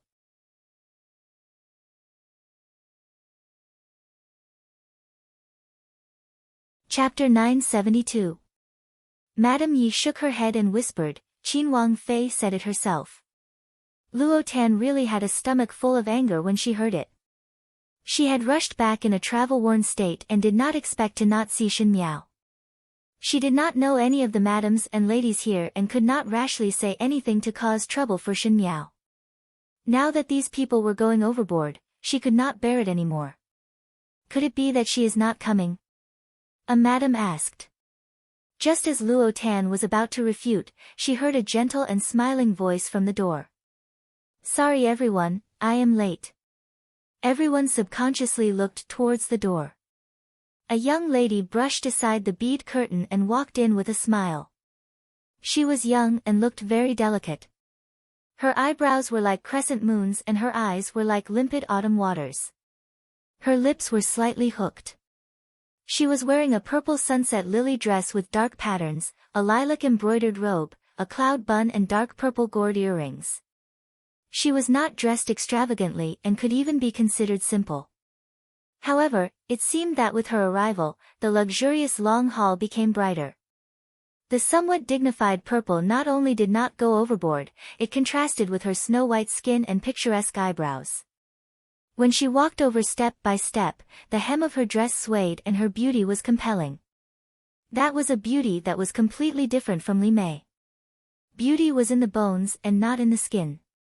Li Mei was beautiful, but this lady's beauty was like the spring stream, the summer thin ice, the autumn crescent moon and the winter snow. Beauty was in her bearing and expression. It was as if 1 point more was more and 1 point less was less. It made people unable to take their eyes off her, but at the same time, they felt a biting cold. They did not dare to daydream and could only look up. Shen Miao slightly raised her chin and walked to the seat below the main seat and sat in the middle of the female side. Her expression was graceful. This room full of madams and ladies, as well as high-ranking officials and nobles, paled in comparison to her. She took the wine that Luo Tan handed over and smiled, "Late, punish yourself with a cup." Elegantly drank it clean. Neither servile nor overbearing. Impartial. There was heroism but elegance. Among the people that came, there was Xie Jingxing following behind. Admittedly it was to curry favor, but Shen Miao's actions made others have a good impression and immediately raised their cups and smiled. Wang Fei has a good bearing. Let us toast together.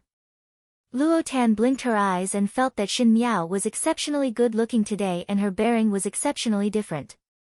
No matter what, she was proud of it and felt that there was light on her face and she could not help but straighten her back. Shen Miao gently smiled and swept her eyes across everyone present, but she remembered that Jing Zhe and Gu Yu had been busy for most of the afternoon for her. She had to use the identity of Prince Rui's consort to get to know everyone in the Longyi royal court, and more importantly, Mei Furen was present.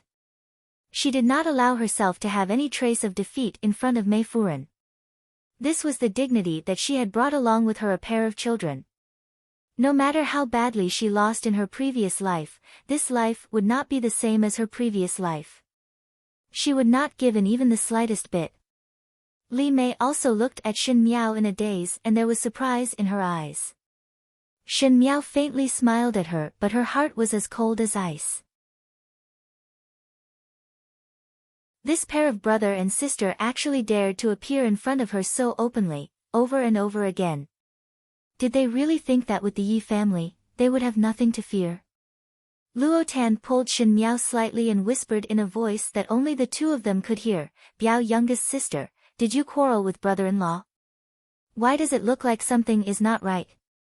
Shen Miao turned to look at Xie Jingxing. He was listening to a bureaucrat's toast in front of him and was listening indifferently. His eyes did not even look over at this side, it was really full of indifference. Shen Miao was slightly sad. She did not know if Tai Yi had given him that letter. If it was given to him, it would still be like this. Tonight. Shen Miao was also not sure if she could explain it.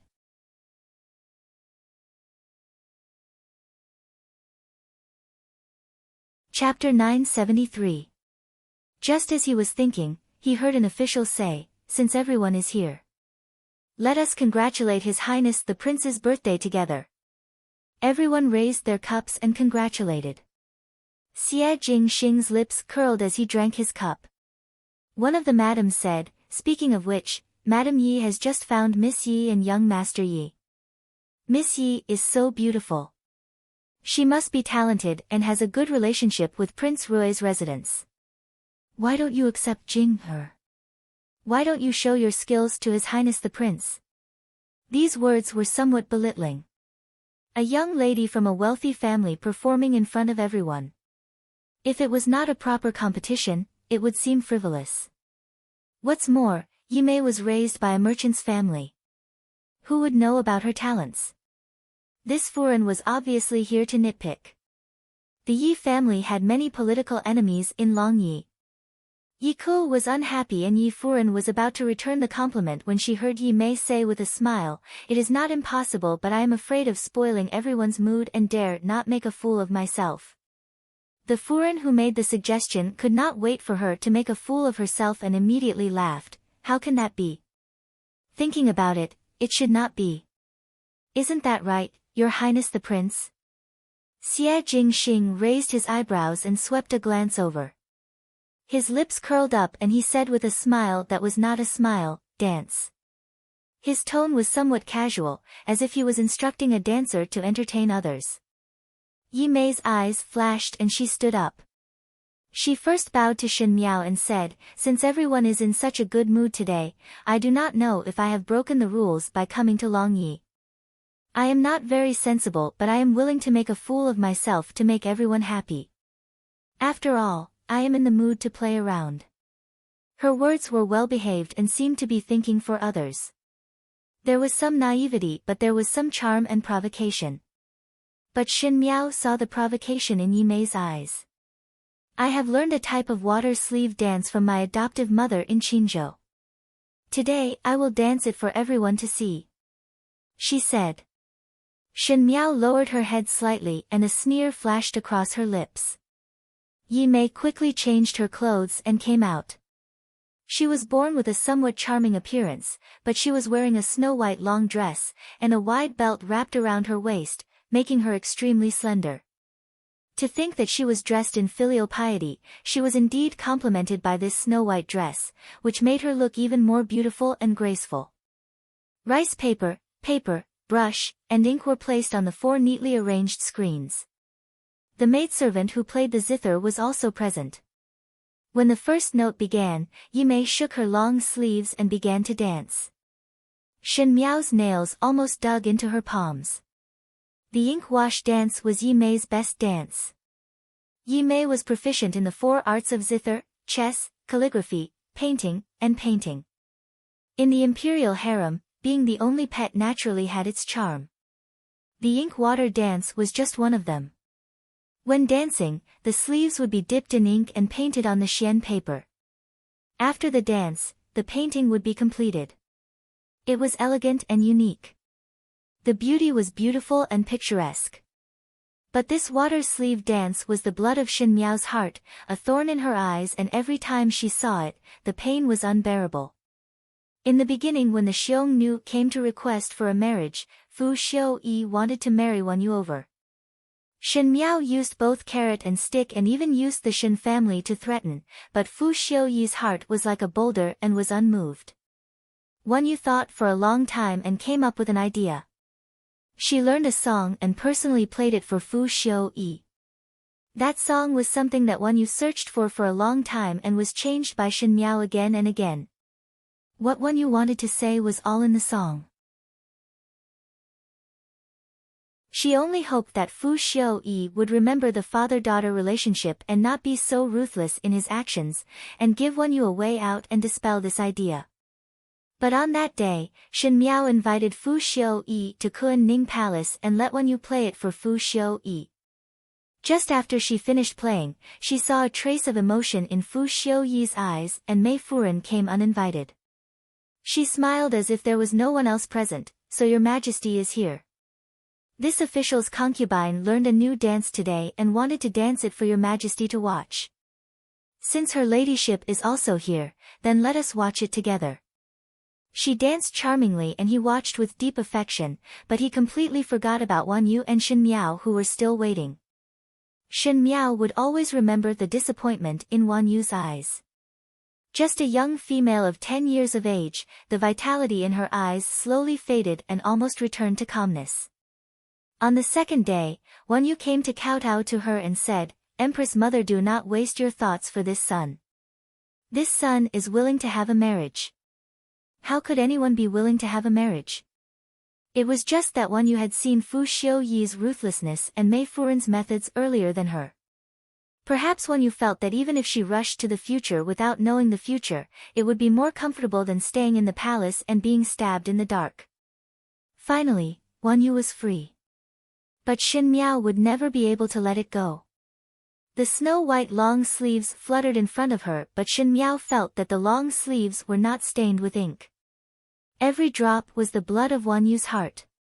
It was also a thorn in her eyes, a nail in her bones.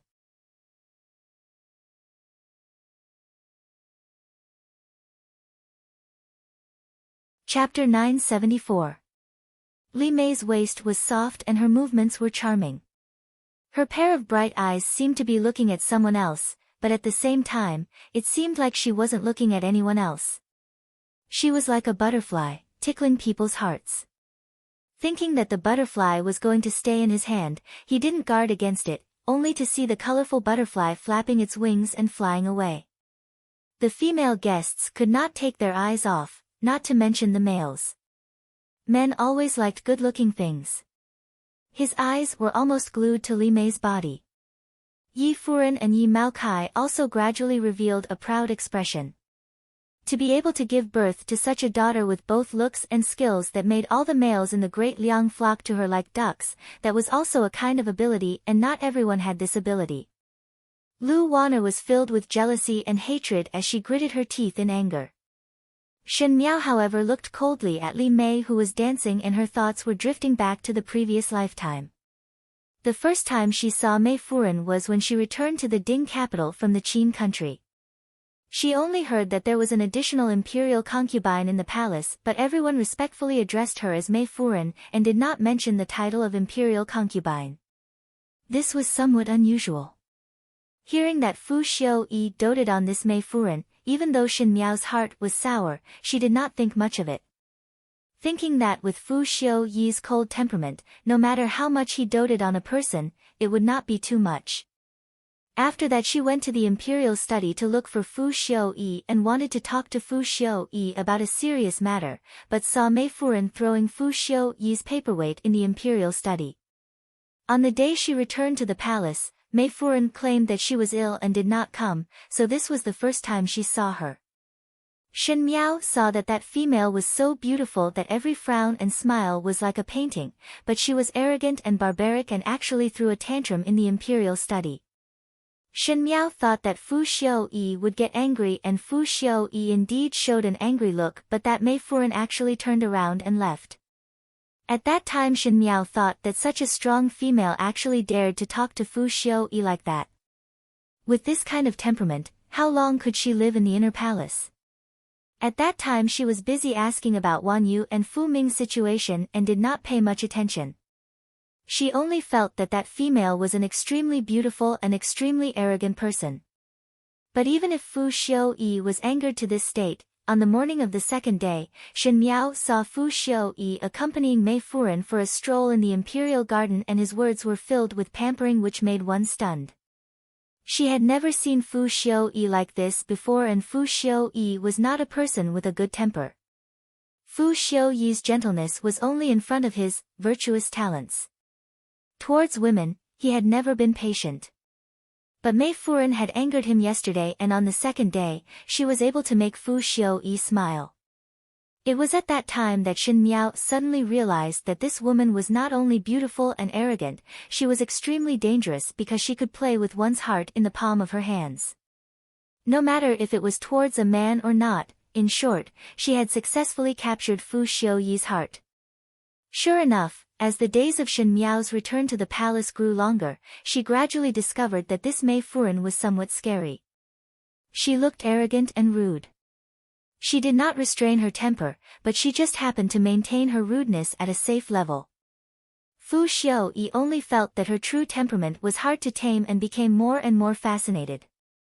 And when facing Shen Miao, Mei Furen was rude, ridiculing and tit for tat. Because of her relationship with Fu Sheng, she had repeatedly provoked the relationship between Fu Ming and Fu Xiu-yi. Unfortunately, Fu Xiu-yi's heart had always been biased. What was the true face of Mei Furen? Shen Miao looked at the charming woman in front of her. In this life, she had become the daughter of the Yi family. She was cautious, clever, and knew when to advance and retreat. She no longer showed her arrogant side. But, was this really her true face? After dealing with Mei Furen for a lifetime, Shen Miao knew how terrifying she was. She was a sly female like a fox. Whatever she wanted, she would never fight for it directly. She would go around and around, with 9 twists and 18 turns, and at the end she would still show off her cleverness and even put the blame on the person that she harmed.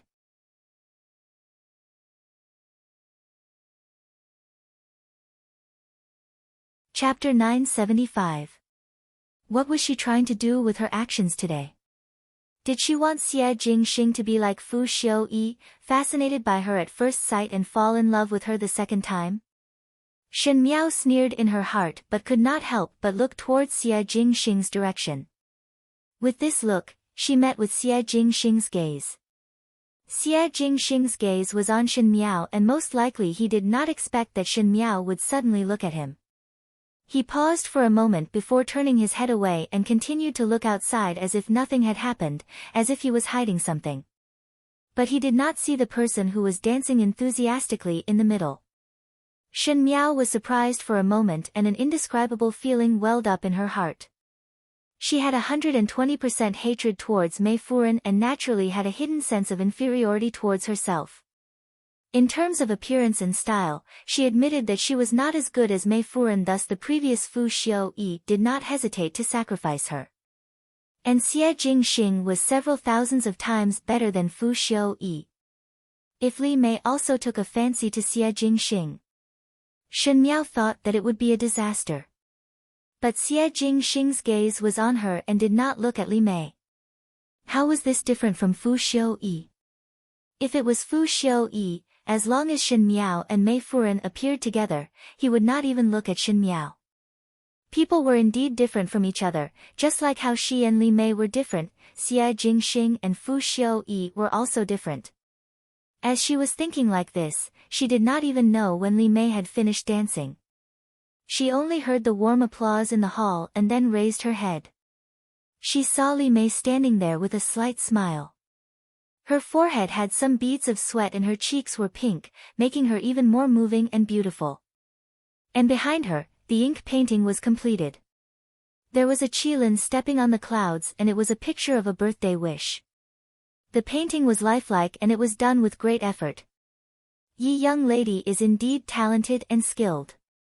A Darren from the scholar residence said, the painting is lifelike and is a top-grade masterpiece. The young ladies in my scholar residence do not have this ability. The dance is also not bad. A Furen quickly followed, Yi Furen is really blessed. This Yi young lady is like you. Not only is she beautiful, she is also talented. Look at our Long Yi, he dances so well and paints so well. He's really one of the best. Madame Yi accepted it with a smile, but Lu Wanner twisted her handkerchief in jealousy. Her eyes were filled with unwillingness. Another person said, I wonder what your highness thinks of this painting. Everyone looked towards Xie Jingxing. Yi Mei also looked towards Xie Jingxing's side, but she saw Xie Jingxing holding a wine cup and looking out the window. She did not know what he was thinking as he was lost in thought and did not listen to the discussion at this end. Your highness. Gao Yang reminded him. Xie Jingxing regained his senses and asked, what is it? Let me ask you, what do you think of Miss Ye's birthday painting? Gao Yang asked. Everyone was a little embarrassed. Yi Mei was doing her best to show off her talent and even drew a painting, but Prince Rui was simply distracted and didn't pay attention at all. This was undoubtedly too disrespectful to Yi Mei. When Xie Jingxing heard this, he swept a glance at the picture and slightly hooked his lips, not bad. His perfunctory attitude could be seen even from 3 floors away. Yi Mei's smile was a little stiff, but when Shen Miao saw it, a trace of a smile flashed in her eyes. For someone like Xie Jingxing, how could he be distracted in such an occasion? Such a focused person must have done it on purpose. Even though she did not know why he wanted to deliberately embarrass Yi Mei, Shen Miao was slightly happy because of his action. Yi Mei caught this hint of her smile. Yi Mei stared at her and suddenly laughed softly. Speaking of which, when I was living in Prince Rui's residence, I heard that Wang Fei was also talented.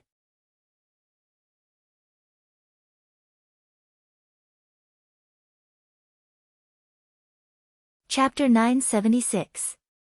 Suddenly she changed the topic to Xin Miao. One only heard that Wang Fei's archery skills are excellent and never heard of anything else.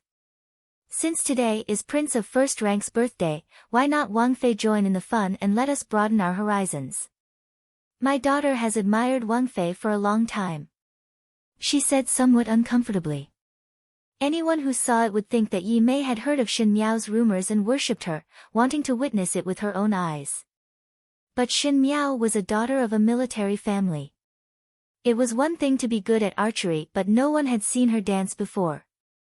If she did it, perhaps she would make a fool of herself, but if she did not respond, it would prove her reputation as a boorish person. Everyone looked at Xin Miao. Xin Miao gently smiled. I am the Wang Fei of Prince Rui's residence. How can I be like a courtesan, playing and singing and allowing others to watch? In an instant, the hall was silent, and Yi Mei's face turned red. Originally, singing and dancing in front of the ministers was a loss of face, but because Yi Mei was the daughter of the Yi family and was born beautiful and talented, everyone ignored this point. But for Xin Miao to say it out loud, it was very subtle. Yi Furen's and Yi Mao Kai's faces were ugly.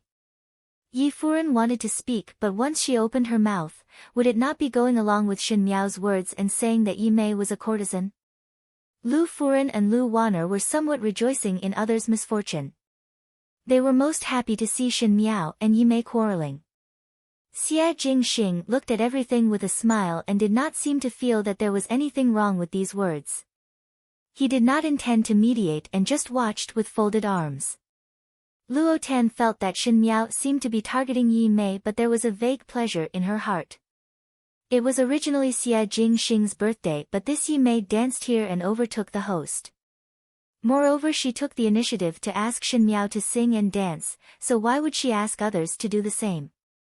Ji Furen looked at Xin Miao and her heart was anxious. Xia Jingxing's birthday was a banquet for all the officials, and Xin Miao made the atmosphere so stiff that others would only blame the residents of Prince Rui for not following the rules and damaging the reputation of the entire residents of Prince Rui.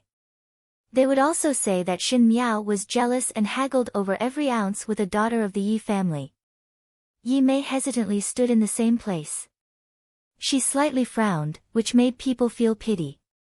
A good beauty was forced into such a situation, which made people feel very unbearable. Some of the men in the hall felt that it was unfair, but they also thought that they were righteous. They wanted to be a hero to save the beauty and speak up for Yi Mei. Xin Miao swept her eyes across everyone in the hall and took in everyone's expression. Yi Mei had this kind of ability, she never needed to say what she wanted. She frowned and sighed, urging the people around her to sacrifice their lives for her. Today, she rejected Yi Mei. She was afraid that the entire Long Yi would stand on Yi Mei's side the next day. How could he let Yi Mei get what she wanted? She stood up and smiled under everyone's astonished gaze. However, Miss Ye's kindness is hard to refuse, so I'll reluctantly accept it. It just so happens that I learned a song a few days ago, so I'll play it for Miss Yi. How could it be played for Miss Yi? Madame Lu said with a smile, shouldn't it be to congratulate His Highness on his birthday? This song is very sad. Xin Miao said lightly, it does not seem like a celebratory tune and is not suitable to welcome one's birthday. It is just that I felt that it was good a few days ago, so I learned it. Since Miss Yi admires me, naturally good things should be shared with one, right? She looked at Yi Mei with a smile. Yi Mei also smiled softly, naturally. These two people exchanged words back and forth, as if there was an invisible knife and sword shadow. Yi Mei was charming and Xin Miao was dignified. Each had their own beauty, and for a moment one could not differentiate the primary and secondary. Xin Miao held up her sleeves and walked to the middle as Yi Mei withdrew. Jing Zhe quickly found a chair for Xin Miao. Xin Miao looked up and asked, bring the zither over.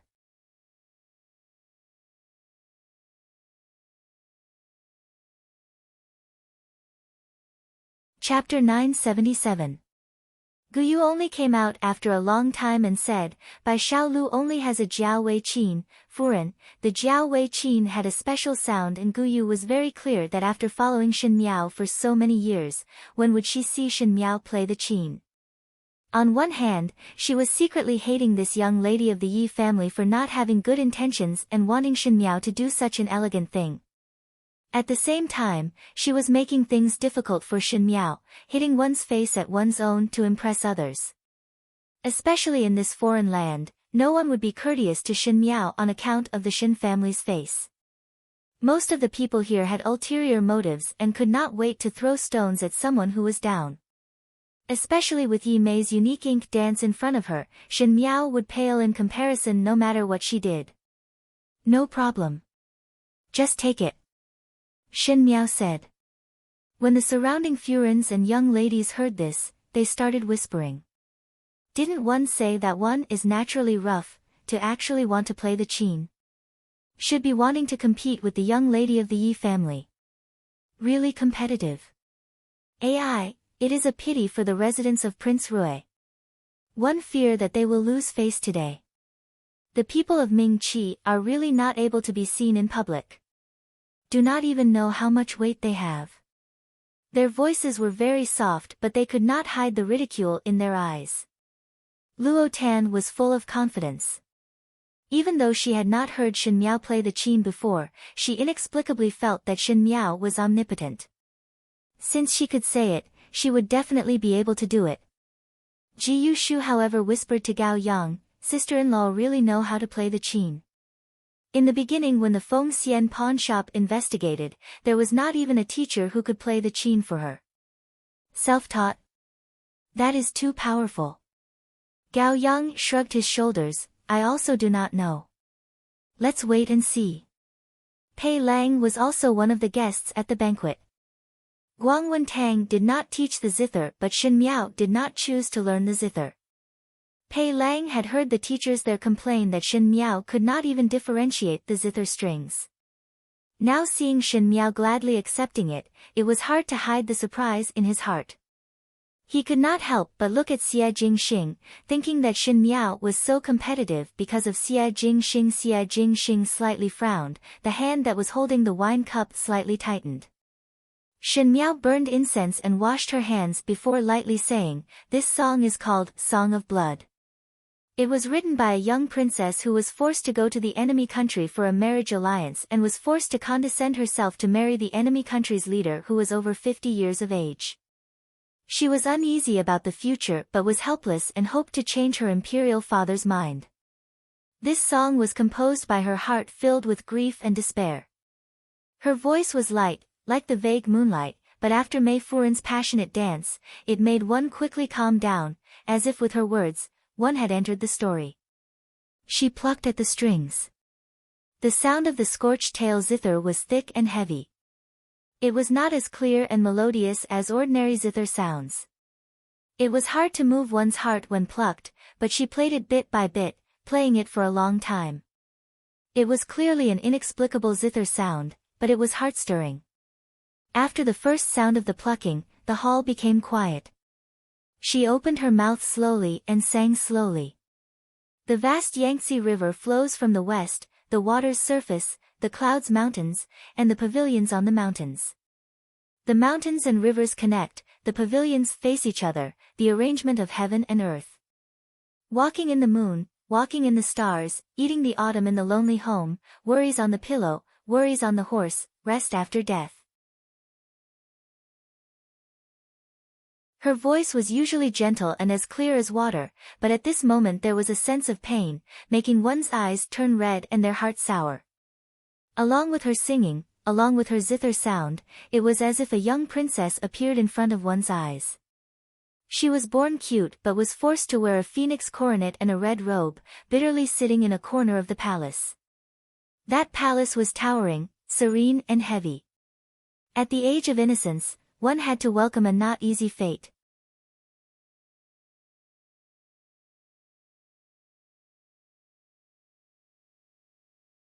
Chapter 978.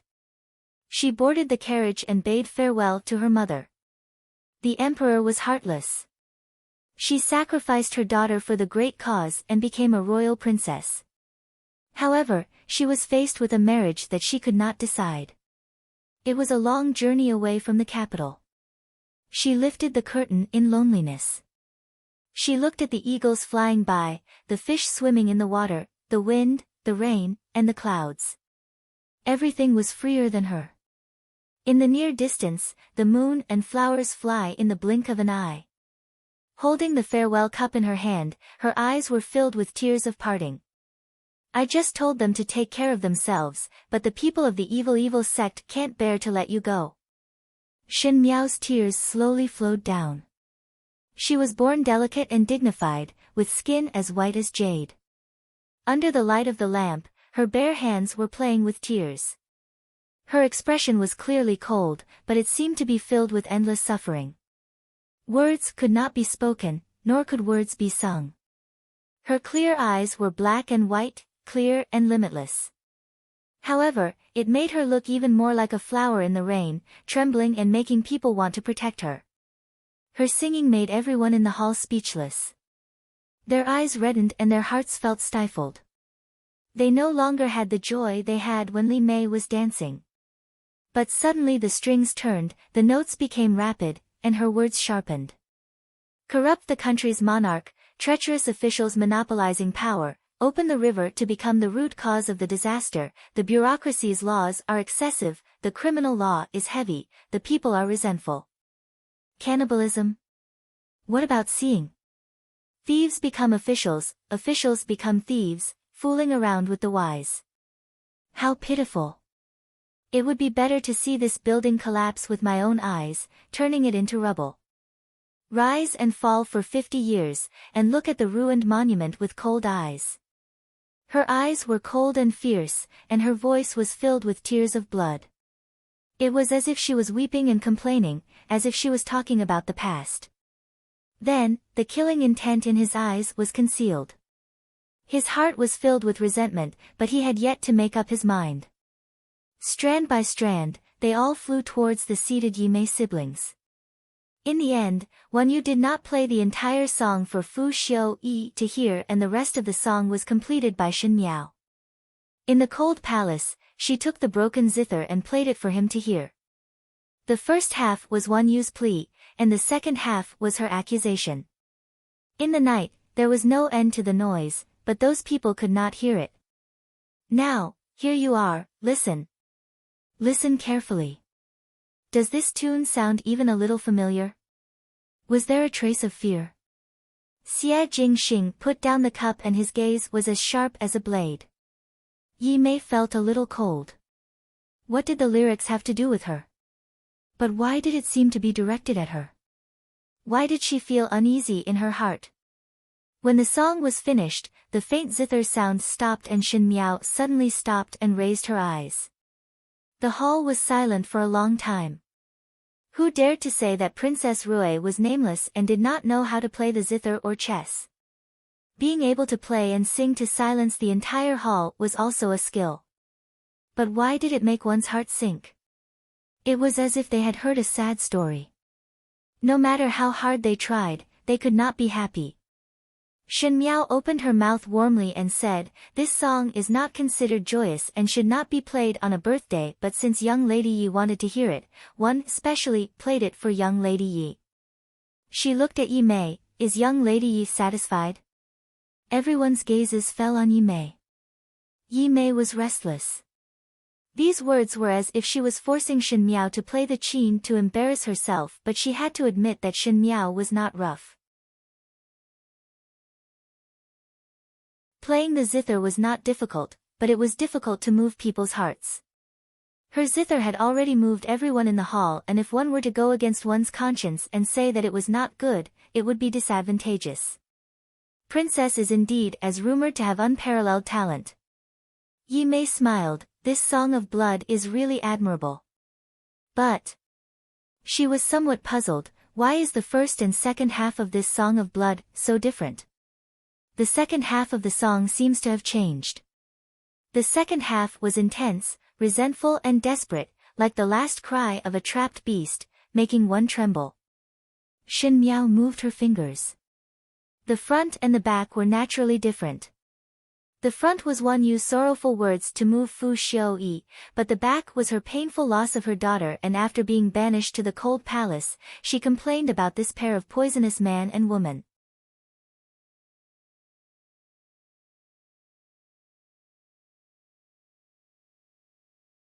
Chapter 979.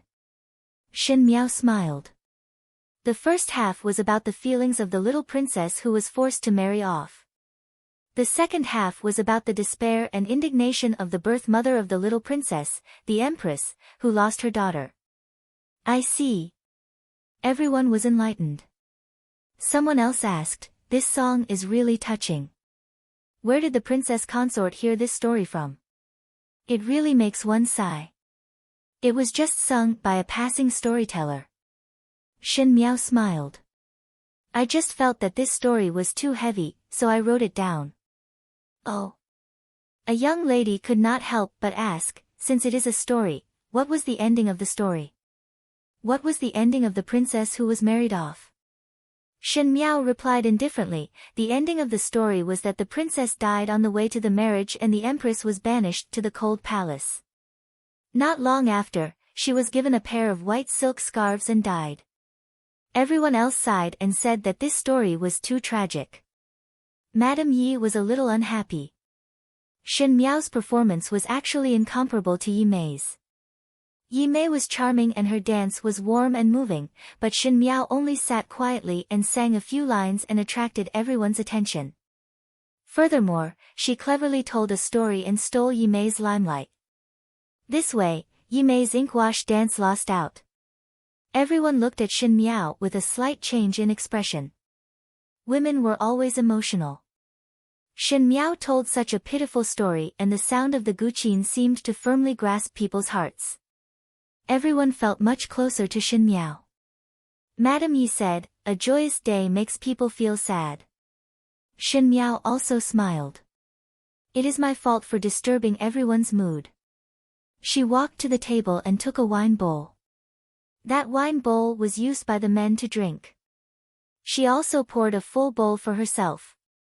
The light yellow wine reflected her youthful appearance. A toast to apologize. She raised her head and downed the wine. Xie Jingxing's gaze suddenly darkened. He wanted to get up but had no choice but to suppress it. Shin Miao raised her chin. This bowl of wine was hurriedly poured and some of the wine that could not be swallowed in time flowed down her neck and wet a small piece of her clothes, but it was still a beautiful and delicate beauty that made one's heart break. Her eyelashes were long and her eyes were clear. Forget it. She placed the bowl of wine on the table in an elegant and heroic manner.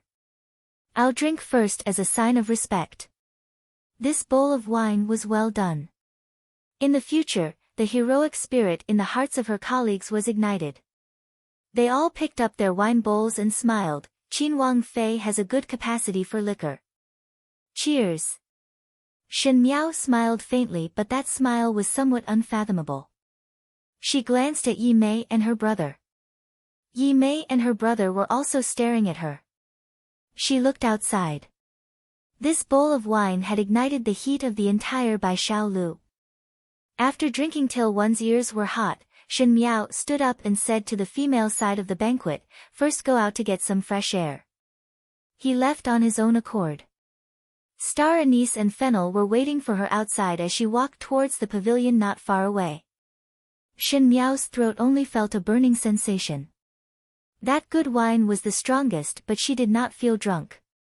It was just that the corners of her eyes seemed to be filled with hot tears from the spiciness.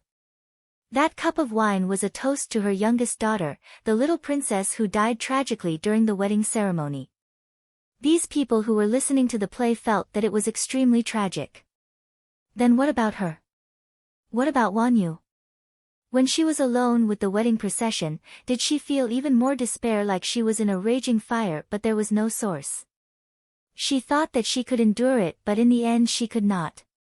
As a mother, she would rather die 1,000 times than to let Wan Yu and Fu Ming suffer.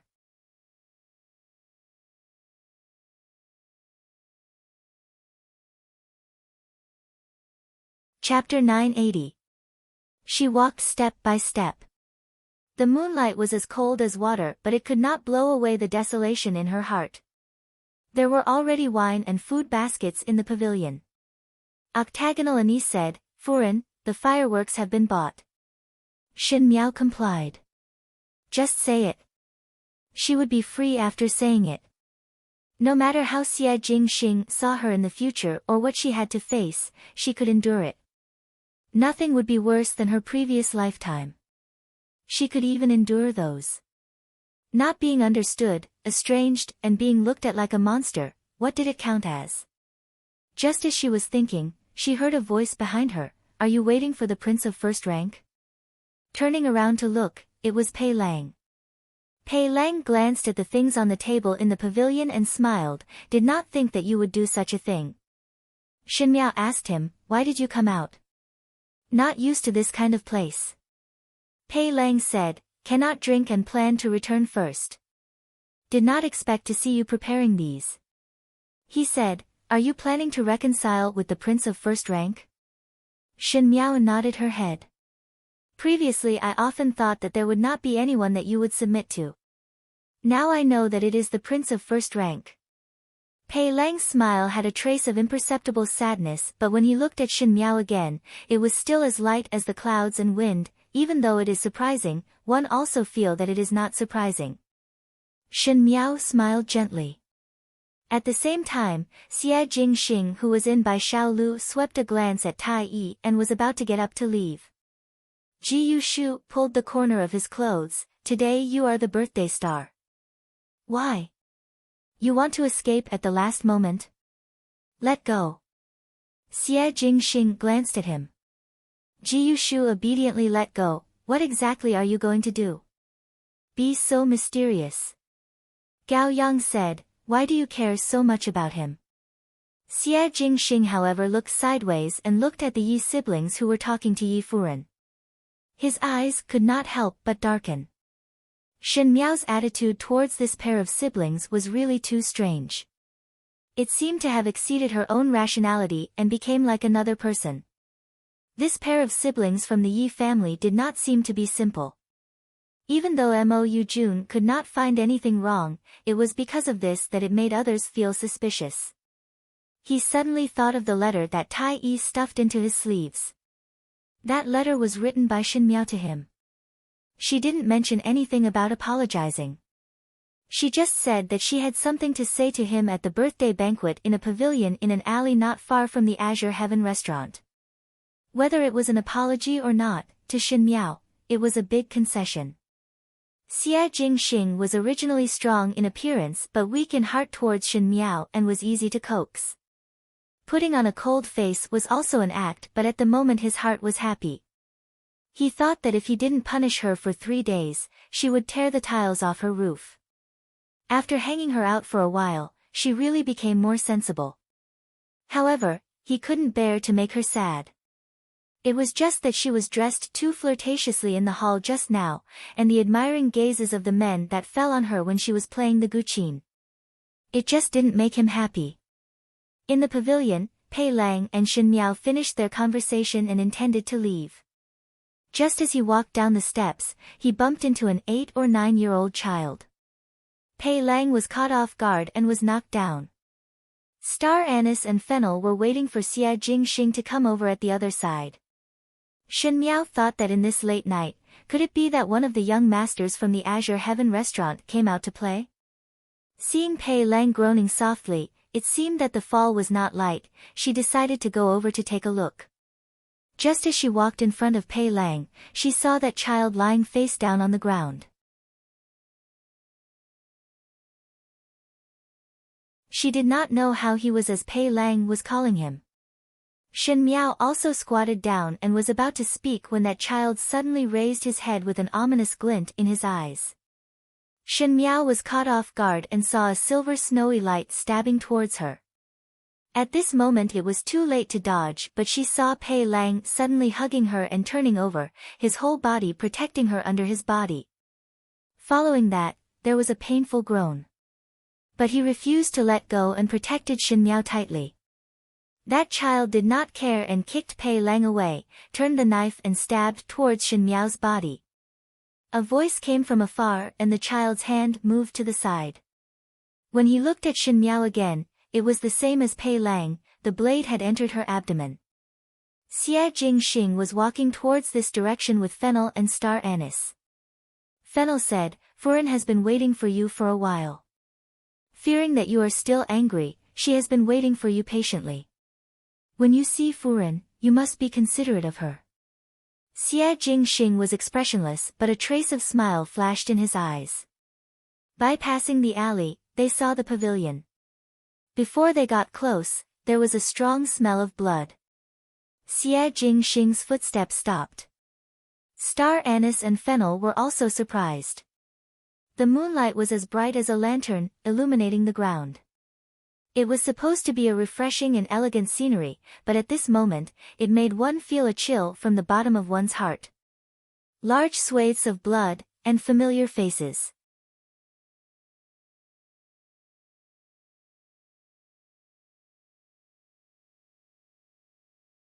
Chapter 981. Tonight in the residence of Prince Rui was exceptionally unusual. The servants that were coming and going in the courtyard had a grave expression, as if the sky had collapsed. Even the wind at night seemed to be icy cold, causing one's forehead to break out in cold sweat. Tai Yi followed beside the young male and whispered, Master, no traces were found. Xie Jingxing swept a glance at him. The calmer his expression was, the more a black storm seemed to be brewing in his eyes, as if it would engulf the person in the next moment. He asked in reply, No. Tai Yi shuddered and just as he was about to speak, he saw Gao Yang walking out from inside. Gao Yang's body still reeked of alcohol and it was obvious that he was hurriedly called over during the banquet. Luckily his eyes were clear and he was not drunk. He walked straight over and said, Sister-in-law is fine. The knife wound did not injure any vital parts and had already ordered someone to bandage it. Most likely she fainted from the shock and had taken some calming medicine. She would be able to wake up tomorrow morning. Xie Jingxing's eyes were slightly at ease and Tai Yi also gave a sigh of relief. He then heard Gao Yang saying, but Pei Lang's injuries were very serious. The knife wound was too deep and there was a lot of blood. I have done everything that could be done. Whether he could pull through or not, it still depends on him. The meaning of his words was that whether Pei Lang could wake up would depend on whether his life was tough enough. It seems that it was Gentleman Pei who blocked this knife for Furen. Tai Yi said carefully. Even though Pei Lang's position in the residence of Prince Rui was somewhat subtle, one could not help but be grateful to him. This is not a good thing. Gao Yang looked at Xie Jingxing who had a cold expression and said, if he really did not wake up. With sister-in-law's temperament, she would feel guilty in her heart for the rest of her life. Shen Miao was a person who was very clear about her feelings and did not like to owe favors to others. If one owed something to others, one would definitely return it. Pei Lang really saved with his life. In the future when Shen Miao woke up and knew about the matter, if Pei Lang was not alive, one really did not dare to think what would happen to Shen Miao. Has Long Yi sealed the city gates? Xie Jingxing asked. Sealed. Tai Yi said, the MOU Army's secret department were all dispatched but since the surrounding people did not discover it and Furen did not even have the time to call for help, that person either does not have martial arts or his technique is very brilliant. Xie Jingxing said, there is no need to think. Capture him alive and beat him to death. The person behind this, check again. Tai Yi left under orders and Xie Jingxing looked at Gao Yang again, you stay here tonight. If the situation is critical, there is no need to walk back and forth. Gao Yang said, I know. He then took a look at Xie Jingxing, you should also rest first. His expression was very solemn. Not far from the Azure Sky building, he dared to attack Princess Rui. The courage of the other party was too big. Not only that, even Prince Rui's residence was not in their eyes. Most likely only the Lu family would have such guts in the Ding capital. But the Lu family would not start from Shen Miao's side, thus the meaning behind this matter was somewhat profound. No matter what, this was a signal that the hidden forces finally could not hold back and began to move. And the first person that they chose to sacrifice in the residence of Prince Rui was Shen Miao. But at the moment Xie Jingxing did not have the mind to care so much. He walked into the room and saw Shen Miao lying on the boat. Her face was pale and her eyes were closed with her eyelashes hanging down, making her look very weak. He sighed and sat down at the side of Shen Miao's bed. There was a food basket on the table in the room and inside was the longevity noodles that Shen Miao instructed the Azure Sky Building's kitchen to specially make for her. Octagon Anise said that one was afraid that it was spoilt, so it was specially filtered with cold water. But now that so much time had passed, even if it was filtered, it was already stuck together.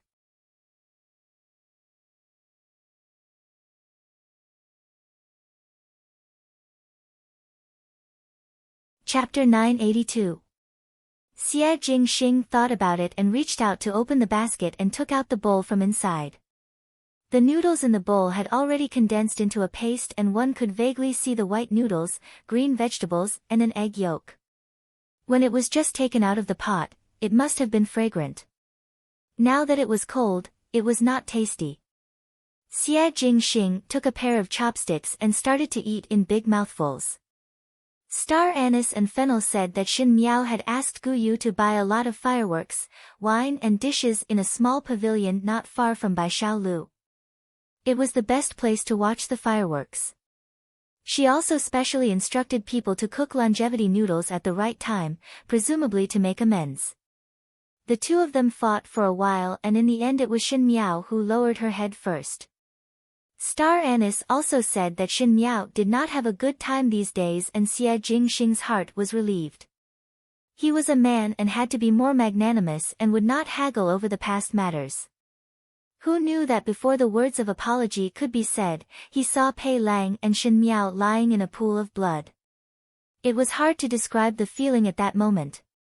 It was obviously the height of summer but one felt a chill from head to toe and lacked the courage to go forward to confirm. Fortunately nothing happened. Xie Jingxing's noodles tasted like wax and finally finished the bowl of noodles. He placed the empty bowl on the table and held Shen Miao's hand. But he regretted it. If he did not want to be angry with Shen Miao, why would Shen Miao want to make amends with him? If she did not go to the pavilion beside Bai Xiaolu, perhaps this would not happen. Outside, Luo Tan had received the news and was hurrying over. When she saw Gao Yang, she first asked, "What happened to my youngest Biao sister?" "She is fine." Gao Yang said. Pei Lang blocked a knife for her. "Teacher Pei?" Luo Tan was startled. "How is Teacher Pei?" "Not very good." Gao Yang shook his head. "Even you cannot save him?" Luo Tan asked. Gao Yang smiled bitterly. "I am a physician and not a bodhisattva. If everyone can be saved, no one would go to King Yama's palace." Luo Tan said, "Today I only know that youngest Biao's sister quarreled with brother-in-law and said that it was because youngest Biao's sister did not visit brother-in-law when he was ill." The Furans in Bai Xiaolu were all saying that Biao Biao was not good and said that Biao Biao was cold and heartless. What did they know? When Biao's youngest sister was at the strange Taoist priest's place asking for medicine for brother-in-law, who among them saw it? "You are being unreasonable." "Strange Taoist?" Gao Yang understood the crux of her words and asked, "What strange Taoist? What do you mean by asking for medicine?" Luo Tan was stunned for a moment and was annoyed that she had said the wrong thing. In a moment of carelessness, she thought that Shen Miao did not allow her to speak and said, "Nothing, I just casually said it. I will go and see youngest Biao's sister first." Finishing, he walked towards the room where Shen Miao was lying. Gao Yang pulled her back. "Don't go. Xie Jingxing is inside." "Ah." Luo Tan lowered her head, suddenly thinking of something, said, "Are you staying here tonight?" "I want to stay here and see what's going on with Pei Lang," Gao Yang said. "You can go back first." Luo Tan shook her head, I am not going back. I will stay here and wait for youngest Biao's sister to wake up. Gao Yang knew that Luo Tan had a stubborn character and did not persuade much. This night, in everyone's heart, was exceptionally long. The matter of Shen Miao and Pei Lang being assassinated was concealed and everyone in Bai Xiaolu did not know about it.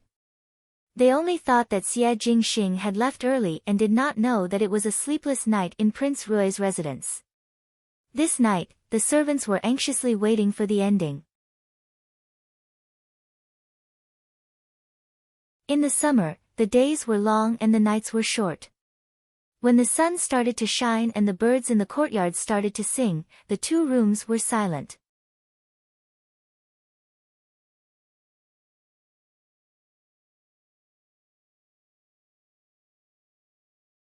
Chapter 983. Xie Jingxing looked at Gao Yang and asked, what is the matter? Gao Yang's brows were tightly knitted as he took Shen Miao's pulse and then Pei Lang's pulse. In front of everyone in the room, he shook his head. Strange. Pei Lang's injuries are too serious, but until now there is no movement. There should be some reaction, but it is like he is asleep. The princess' flesh and blood were not injured and after taking the sedative, she should have woken up, but until now she has not woken up. So. Xie Jingxing's face was as heavy as water as he stared at Gao Yang aggressively. This. It is somewhat strange. Uncle Tang said cautiously, could it be another poison? It is just that physician Gao did not discover it previously. Impossible. Gao Yang flatly denied, both of their meridians are not signs of poison. Instead it is faintly discernible and one cannot see any problem, but they have not woken up. Then what can be done? Luo Tan was somewhat anxious, my youngest Biao's sister cannot keep sleeping like this. There must be a reason. Gao Yang glanced at Xie Jingxing and Xie Jingxing's gaze made him somewhat unable to withstand it, so he could only say, wait for another half a day and see. In this half a day, Xie Jingxing could only stay by Shen Miao's bedside, and not to mention half a day, even when it was deep into the night, Shen Miao still did not wake up. It was the same for Pei Lang. Uncle Tang asked Gao Yang, Gentleman Gao, what is going on? Even if Furen and Gentleman Pei did not wake up, there must be a reason. Even you cannot see the reason. Pei Lang's heart was filled with unspeakable bitterness. Until now Shen Miao and Pei Lang did not have any symptoms, but they just could not wake up. Even a physician would have to judge based on the patient's reaction, but other than the faintly discernible pulse, it was like an ordinary person sleeping. How could he see it? It was just that facing Xie Jingxing's increasingly cold and sharp gaze, Gao Yang also felt the pressure. Afterwards Ji Yushu also rushed over when he got the news and everyone was worried together. Luo Tan could not help it and was so anxious that she was about to get angry. She was about to cry as she said, could it be that I have offended something these days? First it was brother-in-law and now it is youngest Biao's sister. If anything happens to youngest Biao's sister, how can I explain to Gugu and Gufu? She blew her nose again, I came here and swore that I would protect little cousin sister. Who knew that little cousin sister would end up in such a state? I'm so ashamed. Gao Yang patted her on the shoulder. It's not your fault. If I stay by her side, at least no one will be able to take advantage of her. Finishing, she thought of something and said angrily, there is also brother-in-law. If he was not angry with Biao youngest sister, he would not let people follow Biao youngest sister to attack Biao youngest sister. Gao Yang was helpless. The matters between Xie Jingxing and Shen Miao was really not something that he could meddle in. It was a fact that Luo Tan was in a state of rage, and it was a fact that Shen Miao refused to wake up. If youngest Biao youngest sister does not wake up, then he will regret it. Luo Tan said angrily, those Furens are biased. He is always the person beside youngest Biao youngest sister's pillow and still do not believe that youngest Biao youngest sister has no feelings for him. She thought about it and clenched her fists. After thinking about it, there is no need to hide this matter from brother-in-law. Youngest Biao youngest sister had done so much for him, but in the end she was taken advantage of by others. If youngest Biao youngest sister is really not good, then one must let her speak clearly. If youngest Biao youngest sister does not speak, then let me speak. What do you want to say? Ji Yushu asked curiously. Luo Tan glared at him. Of course it is a bigger credit than that pair of siblings from the Yi family. Luo Tan went to find Xie Jingxing in a huff and Gao Yang was afraid that she would cause trouble, so he quickly followed behind. When they reached the door, they saw Xie Jingxing coming out of the room with a calm face. Ever since Shen Miao's accident, Xie Jingxing's expression had not changed.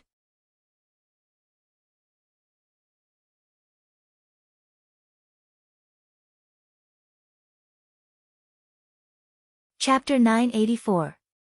Luo Tan said, Prince Rui. She did not call him brother-in-law anymore. Xie Jingxing swept a glance at her.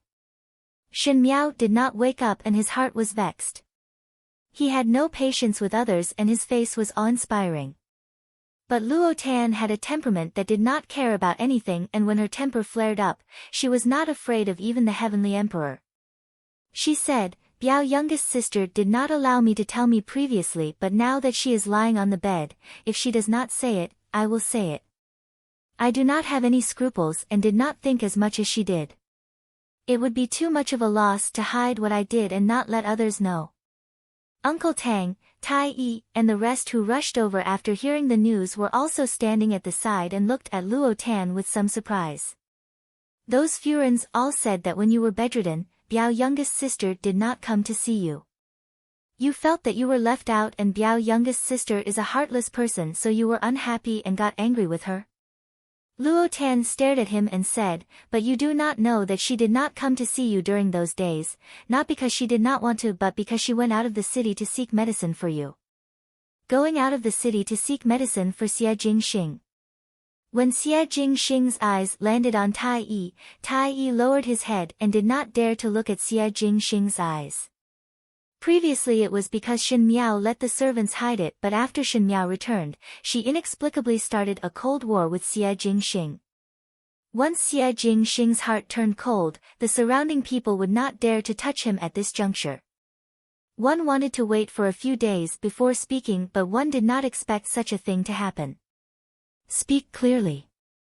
Xie Jingxing took a step forward. Luo Tan said, you do not know, right? It was said that there was an expert in Phoenix Head Manor who could go against the heavens and change one's fate. She glanced at Gao Yang. At that time Gao Yang was refining the antidote for you, and Biao youngest sister gave you the 3 vitality recovery pills, but it could only protect your life for a while. If the antidote was not found within 10 days, your life would not be guaranteed. But on the 4th day, your condition was critical and the imperial physician said that you would not last past 7 days. Biao youngest sister heard the legend of the expert in Phoenix Head Manor and brought me and a few guards to Phoenix Head Manor. Xie Jingxing's gaze shook. What kind of person was Shen Miao? She was rational and astute in analyzing the pros and cons. Moreover, she did not seem to believe in ghosts and gods. She actually believed in such absurd words like defying the heavens and changing one's fate. She was really desperate and anxious. The Phoenix Head Manor isn't far from Longyi, but it's extremely difficult to find the place where the expert lives. That day we rushed through the night and almost lost our way in the forest. There was also a pack of wolves, but Biao Mei was not the least bit afraid and insisted on lighting a torch to find the way through the night, fearing that she would not be able to come back in time to save you. On the 2nd day, we found that master. That master used the art of Chimen Dun Jia to bring me and Biao Mei, who had no martial arts, into the valley. He said that there was a spirit grass that could cure hundreds of poisons, but his little cousin had to pay a price. Actually, the price was not that difficult. It did not require money or lives. We need people to pick out the bugs from the red sleeve grass in the valley and fertilize them one by one. Gao Yang and Ji Yushu were surprised and Uncle Tang and Tai Yi were even more shocked. They had never heard of these things from others and did not know of the origins. Uncle Tang's heart was suddenly enlightened. No wonder Shen Miao was in such a sorry state when she returned to the residence. Compared to Yi Mei, it was even more unbecoming of Rui Wang Fei's decency. At that time he did not know the reason, but now he understood. It turned out that Shen Miao did not sleep that night and was busy being a gardener because she was seeking medicine for Xie Jingxing. For a moment there were some sighs. To be able to condescend to do all these, other than being able to bend and stand tall, what was more valuable was the intention.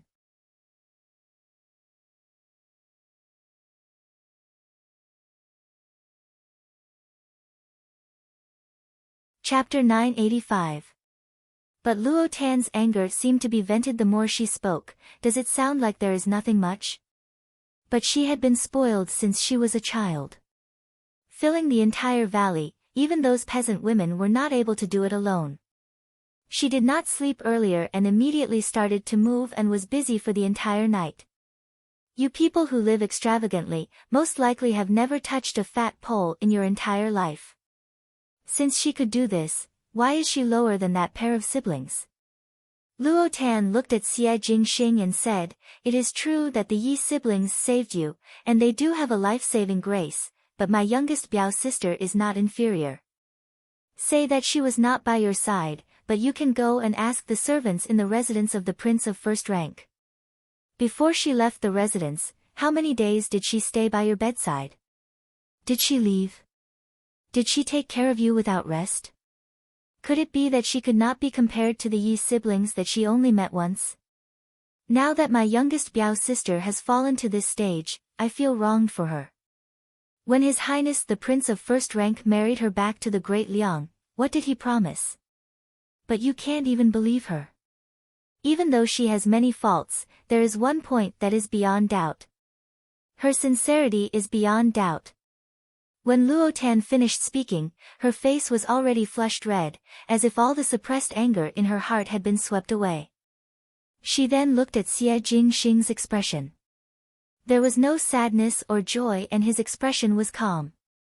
But the calmer he was, the more one felt a chill. It was as if under the calmness, there was a boundless storm. "Finished speaking?" he slowly asked. This tone was so cold that Luo Tan could not help but shrink her neck. Gao Yang quickly stood up and said, "Now is not the time to pursue this. The urgent matter is to think of how to wake both of them up." Xie Jingxing sneered, "Is this not simple? Just capture the Yi siblings." Ji Yushu was surprised for a moment. "Third older brother, what do you want to do? Since she is abnormal for the Yi siblings, then there must be a problem with the Yi siblings. No matter if they are the ones behind the scenes or not, there is no reason to spare them." Xie Jingxing turned around and was about to leave. But he was pulled back by Gao Yang. "No. Now they are not the powerless Li family but the Yi family. What is the outcome of alarming the Yi family? Let go." Xie Jingxing said coldly. "Calm down." Gao Yang said, "If Wang Fei really hates the Yi siblings, she must have compromised for so long because she did not want to harm herself. Aren't you dragging her down?" "Not bad, third older brother." Ji Yushu also chimed in, "The Yi family is not some small family in Longyi. If you take action like this, one fear that it will bring trouble to the residence of the Prince of First Rank. She can endure but I cannot." Xie Jingxing said, "The Yi family has touched their bottom line." Third older brother. Ji Yushu still wanted to persuade but suddenly Ba Jiao's voice was heard from outside the courtyard. The usually smiling maid now seemed to be a little flustered. "Master, someone is coming."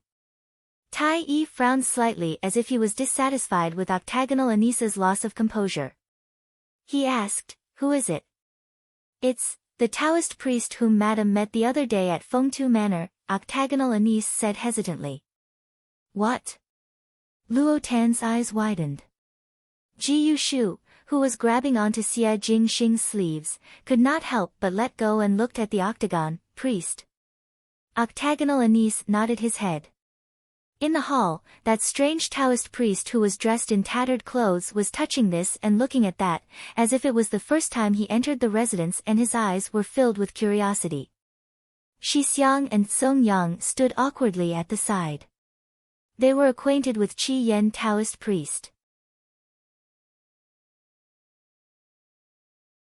But when Qi Yen Taoist priest entered the door, he used such a familiar tone to establish a relationship with the both of them, making them somewhat uncomfortable.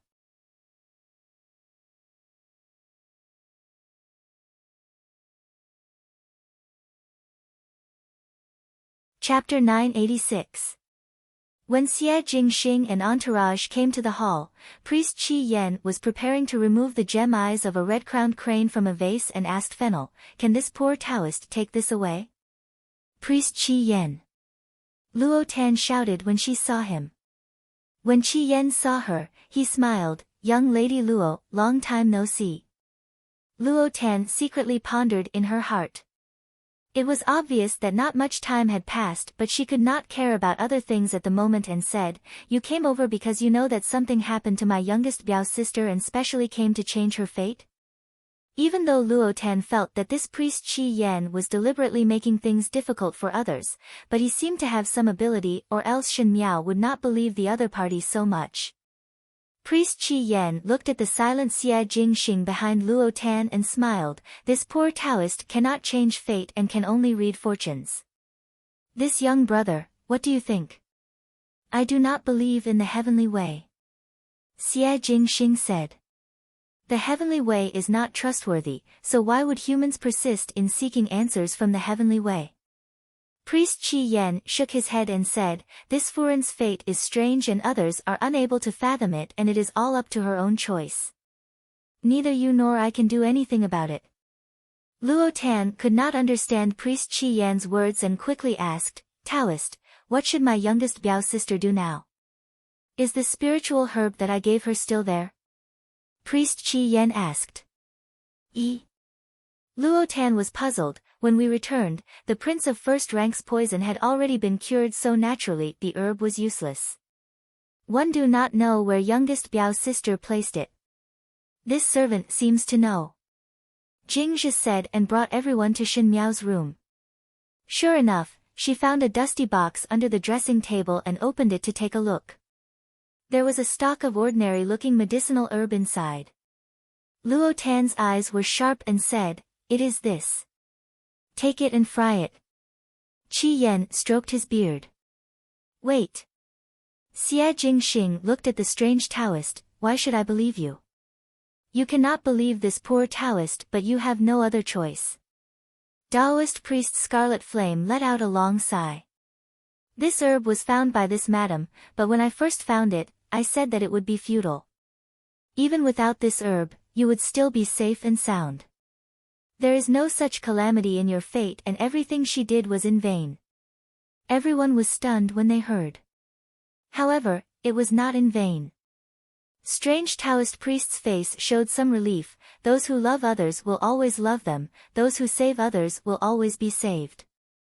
If she had been a little bit insincere and perfunctory back then in the valley, she wouldn't have obtained this stock of spiritual herb and she wouldn't be here today. In the name of saving you, this spiritual herb is actually saving her. She sacrificed herself for you." At this moment, Luo Tan faintly heard some clues and asked, "You mean, you already knew that this spirit grass would not be used on the prince, but on my Biaomei? Youngest Yen would Tian's Furin, and you have Tian and Yan's fate and son, so Furin." Strange Taoist looked at Luo Tan and said with a smile, "You are worth teaching." Xie Jingxing stared at him, "You want her to be a herb farmer?" There was a murderous intent in his eyes. The Taoist took a step back and hid behind Gao Yang.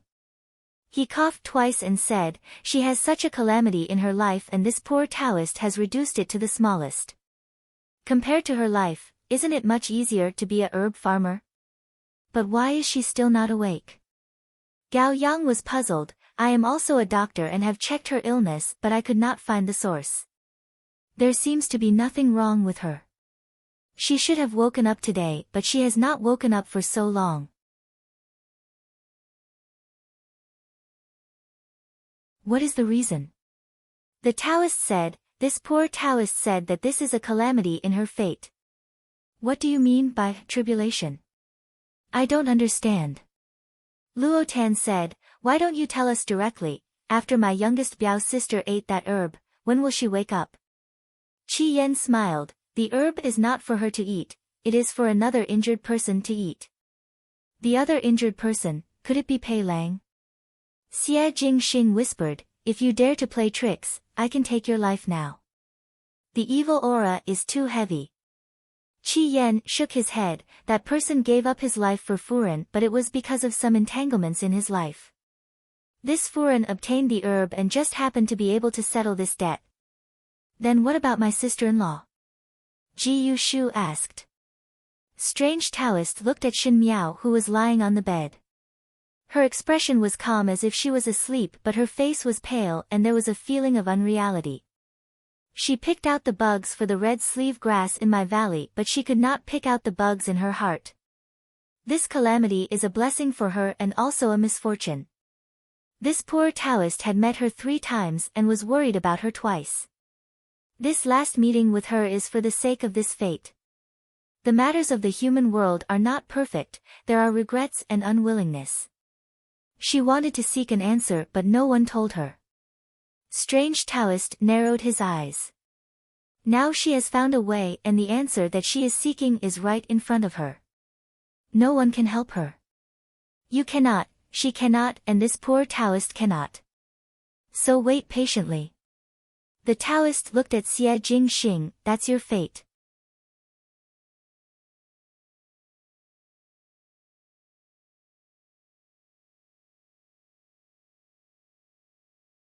Chapter 987. The yellow sand was endless and the wind was blowing the flags. There were many wind and frost along the way and the sun, moon and stars were just decorations. The escorting guards were scattered and did not have much respect for the people in the carriage. A maid-like young lady walked over from the back of the convoy and jumped onto the carriage before handing a bowl of porridge to the person inside. Your ladyship, the porridge is a little cold but it can still be eaten. Currently there is no village ahead or inns behind, so it is better for you to have a mouthful. The female in the carriage was still young but her expression was very haggard and her attire was not very exquisite. Upon closer look, it was the style from a few years ago and because she was skinny, it did not fit her body. She lifted up the curtain of the carriage and asked, where are we now? Walk a bit more and one would be able to reach the official road before dark. Bai Lu smiled. This servant had asked those people and within 5 days, one would definitely be able to return to the Ding capital. Shuang Jiang also smiled, once one returns to the palace, your ladyship's bitterness will be over and sweetness will come.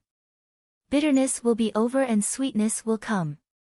Shen Miao smiled bitterly, broken people would not be able to return. She was talking about Jingzhe and Guyu. Hearing this, Bai Lu and Shuang Jiang's eyes were filled with sorrow and no longer spoke. Jingzhe was willing to be a concubine in order to rope in the powerful officials, and in the first year that Shen Miao went to the Qin country, news came that the wife of the powerful official found a reason to beat her to death. As for Guyu, Shen Miao clenched her fists but died in Huang Fu Hao's hands to protect her. 5 years. A full 5 years. In the 5 years in the Qin country, the last bit of arrogance in her body was ground away. She clenched her teeth and compromised just so that one day she could return to her homeland and reunite with her pair of children. However, the heavy price they had to pay for this was not something that could be described by outsiders. How difficult was this journey? There were not even many escorting guards, and just looking at the convoy of carriages, who would have thought that this was the honor guard of a country's empress? The people she brought to the Qin kingdom at that time had either died or dispersed in the past 5 years, and they were almost gone. Just like on this journey back to the country, if not for Mo Qing's protection, she would definitely not be able to return alive. Shen Miao sighed. Fortunately, all the suffering was not in vain. 5 years had finally passed. Just as he was thinking about it, it was time for the carriage to continue its journey. However, not only did it not start, there was a commotion in front of them. She frowned slightly and lifted the curtain of the carriage to ask, "What's going on?" Mo Qing walked over from the front and said, "I met a strange person and came over to ask for water." Before he finished speaking, one saw an old man dressed in gray appearing behind him and looked at Shin Miao with a grin. "Furen, I am dying of thirst. Give me some water to drink." This old man was dressed in a strange manner and his body was smelly as he stared straight at one, making one suspicious. It was not that he was not willing to give water to drink, but Shin Miao's identity was special and if she met someone with evil intentions, one feared that something would happen. Mo Qing ordered people to hold back this old man and not let him go near Shin Miao. However, Shin Miao smiled and said, "There is a drought along the way and the heavens are not happy. A bowl of water is equivalent to a life. Give it to him." I do not lack this bowl of water to drink." Since Shin Miao had spoken, Mo Qing was straightforward and ordered people to bring a bowl of clear water for the old man. The old man gulped it down in one gulp and patted his stomach before pushing away the guard's hand and stood up. He gave a proper bow to Shin Miao and said, "Furen is kind and generous and saved this poor Taoist's life. This poor Taoist must repay this bowl of water." "Poor Taoist?" Shin Miao was surprised for a moment before smiling. "Are you a Taoist?" "My Buddhist name is Qi Yen."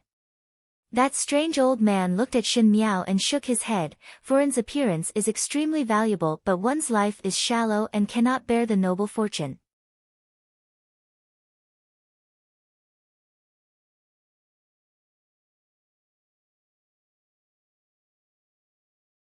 Chapter 988.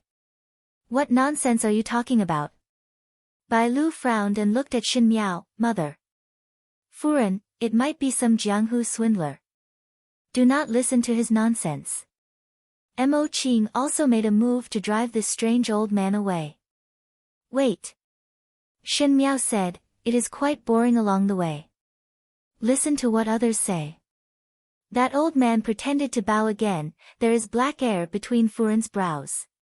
One fear that it is not good. At the end of the road, it is an ominous sign. If one were to turn the horse around, one would be able to avoid this calamity. "Furen, this poor Taoist still advise you that this road is the Yellow Springs and one must not walk on it. Once walked, one cannot turn back. The more you speak, the more excessive it is." Shuang Jiang was so angry that her face was livid. "Who are you cursing?" Shin Miao however had a good temper. She had stayed in the Qin country for a long time and when facing anyone from Mingqi, she would have the joy of meeting someone from her hometown. Even if this old man was speaking nonsense, she was not angry and only smiled. "Many thanks Taoist priest for the reminder, but I must walk on this road. My children are on this road and I have to return home." The strange Taoist priest sighed deeply, as expected. He looked at Shin Miao. "Meeting by chance, this is fate for you." Finishing, he took out a red string from his sleeves and was about to pass it to Shin Miao but was stopped by Mo Qing. He could only hand the red string over to Mo Qing and when Mo Qing did not see anything strange, he then handed it over to Shin Miao. "This red string is this poor Taoist's token of gratitude to Furen. Furen can tie it on your wrist and you will be able to achieve your own fate." He solemnly said, "Furen must remember that the way of heaven is treacherous and depends on human effort. This poor Taoist can see one's fate but cannot change it. The person who can change Furen's fate is not this poor Taoist. The heavens have the virtue of cherishing life and if there is a calamity there is also fate. This red string is a question and one day Furen will also find your own solution." Finishing, he laughed out a few times before turning around and striding away. This Taoist priest was very mysterious and the few prophecies that he said were extremely inauspicious, thus Bai Lu and Shuang Jiang were somewhat unhappy. Bai Lu said, "Your ladyship must not take that strange person's words to heart. Most likely his mind is not clear. Don't wear this thing." Shuang Jiang also said, "It is very inauspicious." But Shin Miao looked left and right and felt that the red string was extremely cute and inexplicably loved it so much that she could not bear to part with it. Instead, she tied it on her wrist and smiled. I have already said that since it is fate, it is also fate for us to meet by chance, so just wear it. It doesn't matter if it's fake. Isn't it better if it's real and has more spirituality? Since the words were spoken like this, Bai Lu and Shuang Jiang could not say anything more. Mo Qing said to the carriages in front to set off and started to move again. The sandstorm in the distance almost covered their figures, but the strange old man's figure could no longer be seen on the road ahead. Upon returning to Mingqi, it was not like what Shuang Jiang said, bitterness is over, sweetness begins. The world was constantly changing. The situation would change, and so would people's hearts. As the Empress, apart from this position, there was nothing special about her. Sometimes when he thought about it, he felt that it was no better than the days when he was humiliated in the Qin kingdom. When he was in the Qin country, those injuries were on the surface, but in Mingqi, it was in the dark. It was as if one had suffered a hidden loss and one could not say it out loud, but one would be laughed at for nothing. Shen Miao sat in the Kun Ning Palace and looked at the somewhat withered red sleeve grass on the table. The red sleeve grass was sent over by Mo Qing and was said to be a rare spiritual herb. It looked very good and was like a woman's sleeves that fluttered in the wind, thus it was named red sleeve grass. It was just that one did not know why it had recently withered, and Shen Miao was not in the mood to take care of it. She had been back in Mingqi for a few years, and in these few years, her life was not considered good.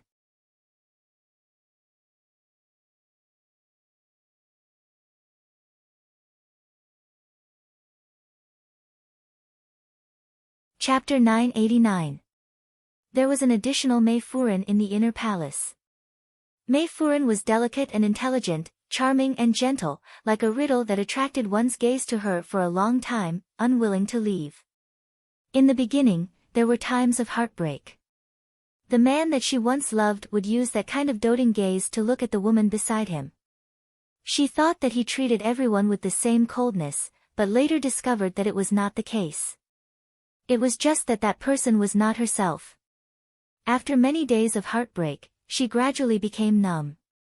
The pain and dispiritedness gradually turned into hatred and unwillingness.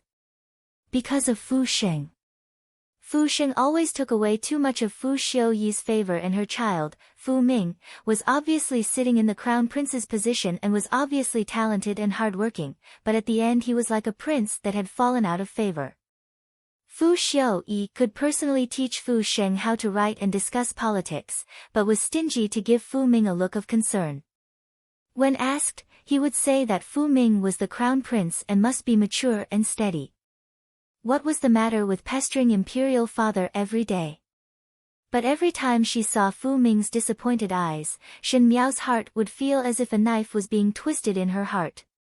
The Shen family was also not doing well. Luo Shuiyan's illness was getting worse, and Jing Chu and Shen Qiu were dragging it out. The Shen family's reputation was getting worse, and Shen Xian had aged a lot. Fu Xiuyi seemed to be suppressing the Shen family, and Shen Miao was faintly aware of it.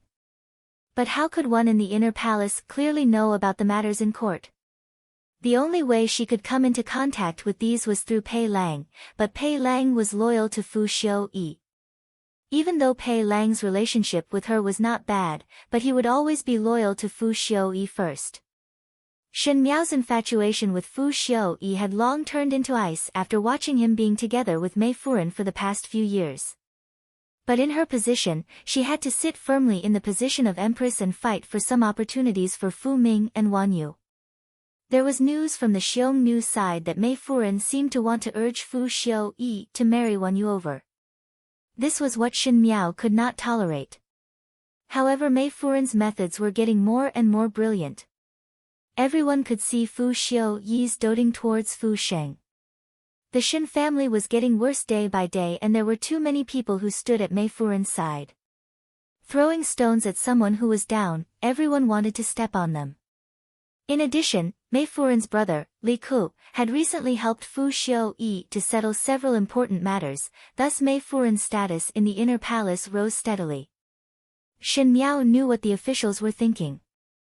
They were thinking about when to change the crown prince and when to abolish the empress. But Fu Xiaoyi still wanted to save face.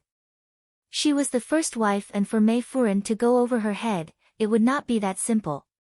She fought back and forth, going round and round, but her heart was already exhausted.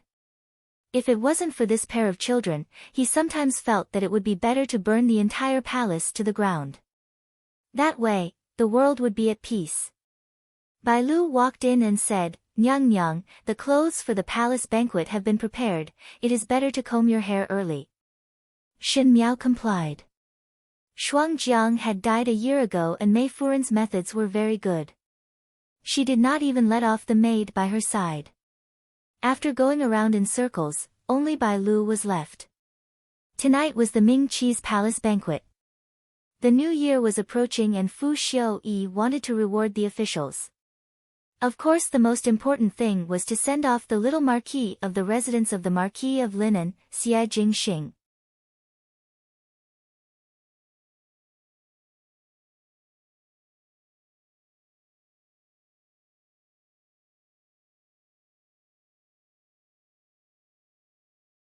Chapter 990. But Xie Jingxing had his own path to walk, so how would Shen Miao's own path not be difficult?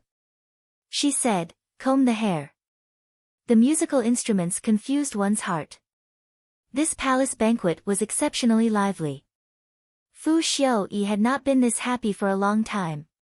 His usual stern expression was much gentler and his smile became especially joyful. Shen Miao looked coldly at Fu Shen giving him a toast and the happy and harmonious appearance of the father and son, but her heart was somewhat cold. Fu Ming sat at one side and Wan Yu also sat properly. Those officials always praised the crown prince and princess for being so sensible at such a young age and had the demeanor of a little adult. This kind of dignified bearing was not something that everyone was able to grow up to. Even though it was polite words, it was not far from the truth. But one did not think that if one could wantonly act coquettishly, who would be willing to be sensible? Sensible was just forced out. Wan Yu and Fu Ming also tried hard to be close to Fu Xiaoyi, but children's thoughts were the most direct and pure. They could feel Fu Xiaoyi's coldness and gradually became polite and courteous. Shen Miao sat beside Fu Xiaoyi but saw that Fu Xiaoyi would exchange glances with Mei Furen from time to time. Mei Furen was smiling happily and Fu Xiaoyi also had a slight smile on his face. Shen Miao thought that both of them must be really happy. But what about the main character of this palace banquet? Shen Miao involuntarily looked towards the man on the left side of the banquet. That young man's appearance was peerlessly handsome and his posture was indolent as he sat diagonally. His dark purple robes were somewhat large but it could not hide his high spirits. His lips had a smile as he slowly drank his wine, as if the noise in the banquet had nothing to do with him and was incompatible with the liveliness. Shen Miao laughed in her heart and felt that this little marquis of the residence of the Marquis of Lin and was somewhat similar to her. The banquet was lively and joyous but in fact the heart was not happy. Xie Jingxing wanted to walk on a bloody path where life and death were uncertain and she did not know what the ending of her life would be. Being attacked from all sides and besieged on all sides, it was a matter of life and death hanging by a thread. She also took a wine cup and poured herself wine to drink. She drank one mouthful at a time but she was extremely restrained. The Empress had to be dignified and elegant and must not be a pampered concubine. When the banquet was over, the guests dispersed in twos and threes. She sat in her seat and heard Mei Furen say, "Your Majesty, tonight this concubine has prepared good wine. Your Majesty and this concubine will watch the fireworks together." Sheng Er also said that he wants to compete with Your Majesty in chess skills. Fu Xiaoyi laughed and pointed at Mei Furen's nose, "This competitive nature is exactly the same as you." Shen Miao's sentence, "Wan Yu and the Crown Prince also want to accompany the Emperor throughout the year," was swallowed back. Looking back, the sadness in the eyes of the two children made her heart ache. However, he endured the pain and put on a calm expression. But on this new year, he couldn't fall asleep no matter what. She coaxed the two children to sleep and felt that the two children were not enthusiastic about the arrival of the new year. There were sounds of fireworks coming from the palace walls. It was already late at night, and in this kind of night, Mei Furan's palace was the best place to see fireworks. The three of them must be very affectionate. Shen Miao put on her clothes and ordered Bai Lu to bring a jar of wine and a bowl before she went to the garden. From the corner of the garden, one could see the fireworks. Only a small half of the fireworks could be seen, but even a small half was extremely gorgeous, almost lighting up the entire sky.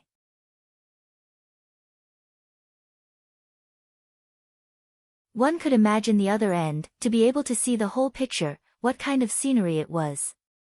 She took out a bowl and Bai Lu was somewhat distressed. Shen Miao waved her hands, telling her not to open her mouth.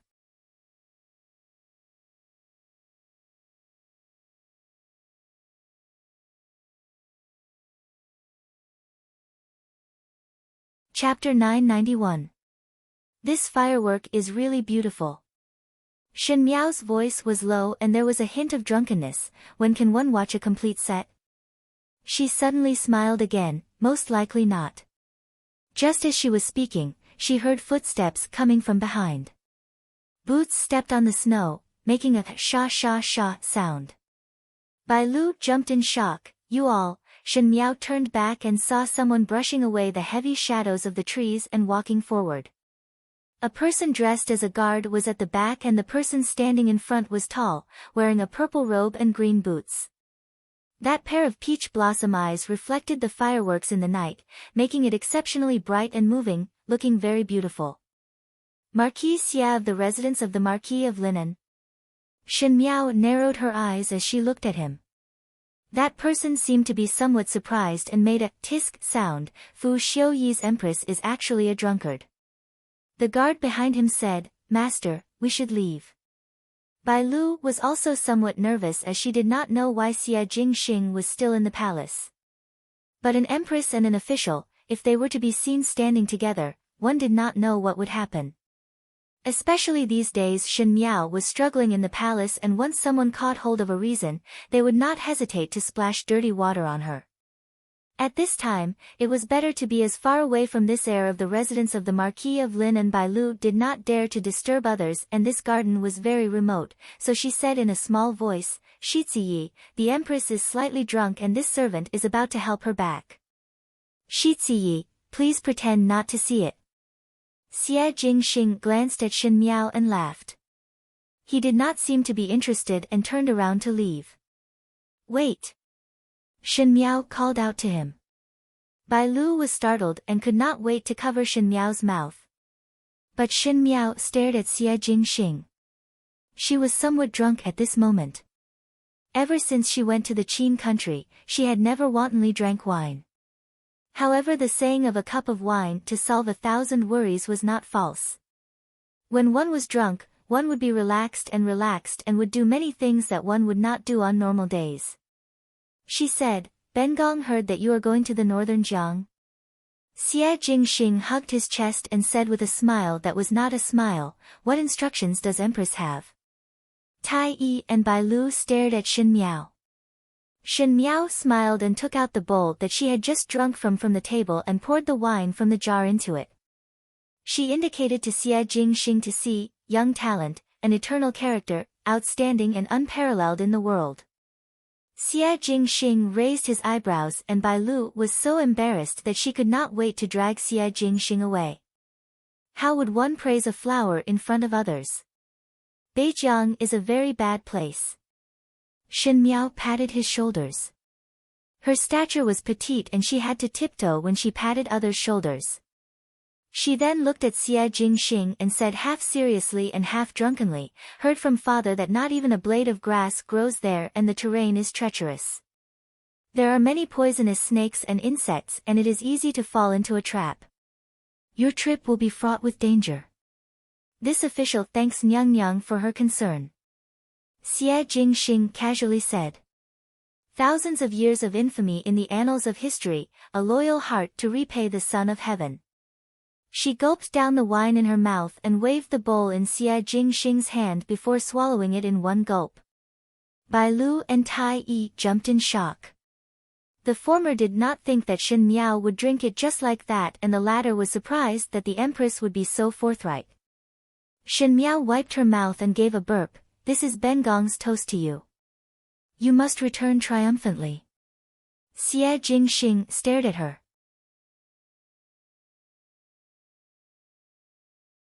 Her lips still had some wine that had not been wiped clean and was sparkling on the side of her lips. It was very beautiful, and under the moonlight, her face had a delicateness that could not be seen during the day. Without the layer of Empress shackles, she was actually a very delicate and pretty female.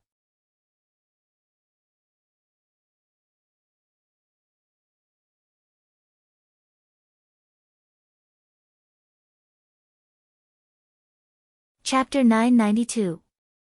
His lips hooked up and there was some evilness in his smile as he slowly said, "It seems that the Emperor has given the Empress a cold shoulder." Bai Lu's eyes widened. This Xie Jingxing's words were too presumptuous, but she did not dare to directly drag Shen Miao away in case Shen Miao made any noise and alarmed others, then she would not be able to clear her name. After Shen Miao finished drinking, she swayed as she picked up the wine jar and poured a full bowl before handing it to Xie Jingxing. "You also drink." "Why should I drink?" Xie Jingxing was baffled. "You and Ben Gong are in the same boat." Shen Miao said. "Who is in the same boat as you?" Xie Jingxing found it funny. Shen Miao had already raised the wine bowl and was about to feed it to his mouth. Bai Lu turned pale with fright.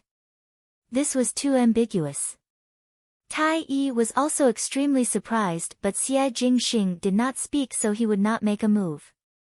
Xie Jingxing was caught off guard, and when he pushed Shen Miao away, a lot of wine spilled onto his clothes, but when he looked at Shen Miao, he finally smiled in satisfaction. She said, "You and I have a bowl of wine of affection. When you return in triumph, then come and watch the fireworks with Ben Gong." Xie Jingxing felt that today was really inexplicable. So when a female was drunk, they would not be rational. Even the usually dignified and elegant Empress was like a different person. "Your Highness the Empress, it is better to find His Majesty to watch."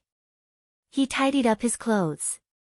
Shen Miao was sad. Ben Gong have never watched fireworks with him. Xie Jingxing stared at the female opposite. Her head was slightly lowered and the corner of her mouth was raised, but her eyes were bitter. His heart inexplicably softened a little and said, "Good, good, good. This official promises you." Shen Miao's eyes brightened as she looked at him. "Then it is settled." Xie Jingxing nodded his head. Shen Miao thought about it and shook her head. "Words have no basis. One must have a token." She then started to touch the hairpin in her hair. Bai Lu was surprised for a moment and secretly thought that it was not good. If the Empress thing was on Xie Jingxing's body, then it would be a crime of adultery. He was afraid that Shen Miao would give any handkerchief or hairpin to the other party, and suddenly saw the red string on Shen Miao's wrist. He had an inspiration and said, "Your ladyship, your red string is very good." Shen Miao's eyes landed on the red rope and her heart moved. She quickly untied it and took Xie Jingxing's hands and tied it for him seriously. Xie Jingxing's gaze landed on her slightly raised eyelashes. They were moist and seemed to be mixed with the cold air of winter. It inexplicably made one's heart itch. Shen Miao fastened it for him and smiled at him. "This is Ben Gong's token for you. Take this as a letter and wait for your triumphant return." "Thank you, Your Highness." Xie Jingxing smiled carelessly, "But this official does not have any token to give to Empress. Why don't I give the Empress a wish?" "Wish?" Shen Miao looked at him. "When we meet again in triumph, this subject can grant Your Highness a wish. The wish that Your Highness wants, this subject can fulfill it. I will do my best to fulfill it." Shen Miao said, "It is a promise. It is a promise." With a boom sound, a corner of the sky was once again illuminated by the bright fireworks. Both of them looked at it at the same time, but it was as if they had a tacit understanding and were exceptionally in sync. Bai Lu was also stunned. Fireworks were fleeting, but some things would not disappear, such as this night. When Shin Miao woke up again, she only felt a splitting headache. As she rubbed her forehead, she stood up and walked to the table, actually slept for such a long time. Bai Lu brought the hot soup to her and said, "Your Highness drank too much yesterday. Sober up first."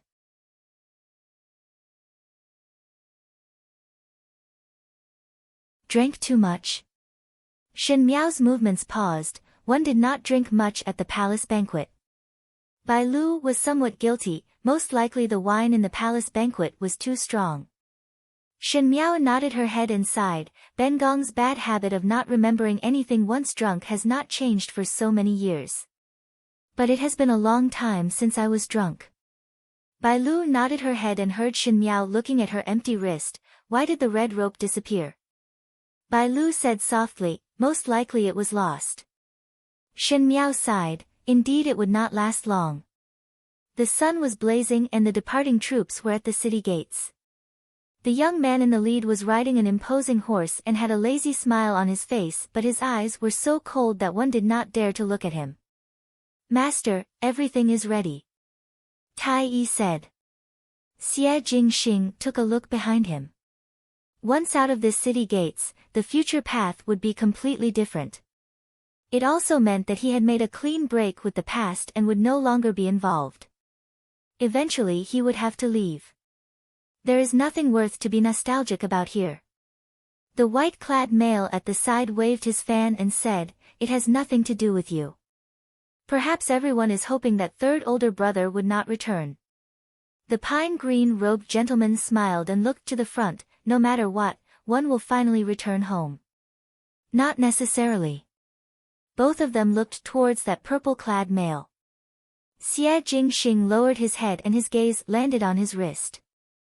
There was a red rope tied there and the end of the red rope was neatly and carefully knotted, as if it would not loosen no matter what. "Isn't this something that females wear?"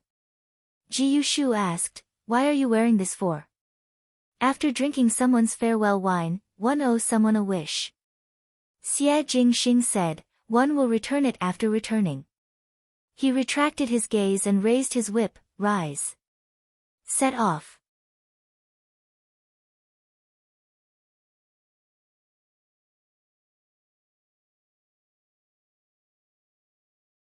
Chapter 993. Time was like an arrow, the sun rose and set as in the past. Then how many rounds of flowers would bloom and how many rounds of flowers would wither? The moon would have waxing and waning, not to mention human affairs. For example, the declining Shen family and the increasingly neglected Empress. Like an old woman struggling in her twilight years. Princess Wanyu died of illness on the way to the marriage and Empress Shen was unable to recover. Even though she was still dignified and virtuous, upon closer inspection, there was a faint aura of death in her eyes. That aura of death would only flash like a weak star when it saw the crown prince, like the embers in the ashes, but it looked like it was about to extinguish. The beautiful lady in palace attire smiled as she looked at the green-clad male in front of her, imperial tutor, to take a drop of blood from the Empress' fingertip. "It should not be a difficult matter for you." Pei Lang looked at the woman in front of him. She was as charming as a cat in the dark night, shrewd and beautiful. Otherwise that aloof emperor who always prioritized benefits would not hold her in the palm of his hand. From a female's point of view, she was undoubtedly seductive, as she grasped a man's thoughts in the palm of her hand. From a person who wields power, she did a good job. Retreating in order to advance, she never took the initiative to mention status or ask for gold and silver, but made others willingly offer things up.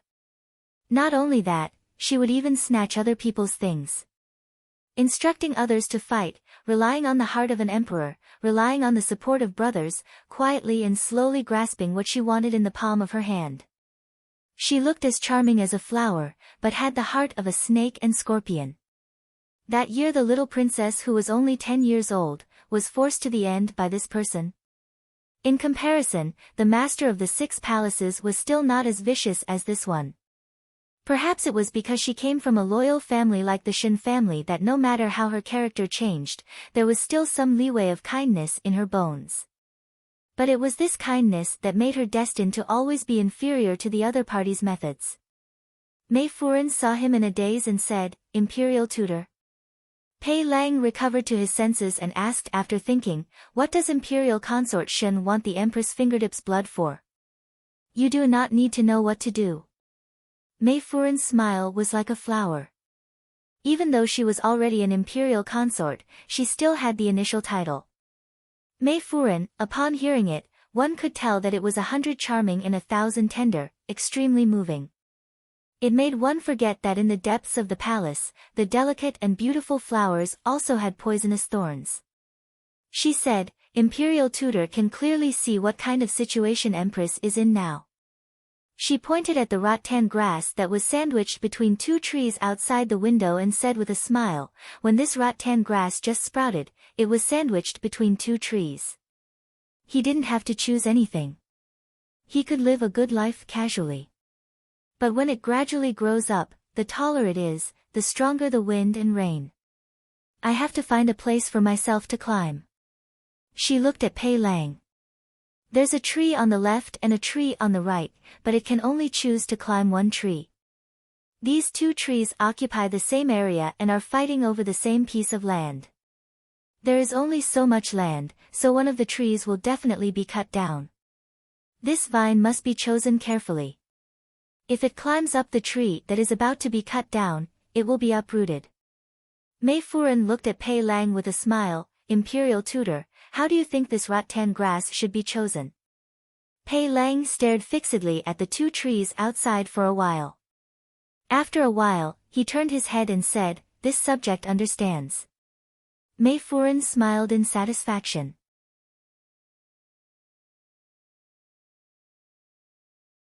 After Pei Lang left, a palace maid came out from the back to pour tea for her and said softly, "Your ladyship, will the Imperial tutor really take the Empress fingertips' blood?" The Imperial tutor and the Empress seemed to be not bad. In terms of friendship, Pei Lang had known Shen Miao for a longer time than Mei Furen.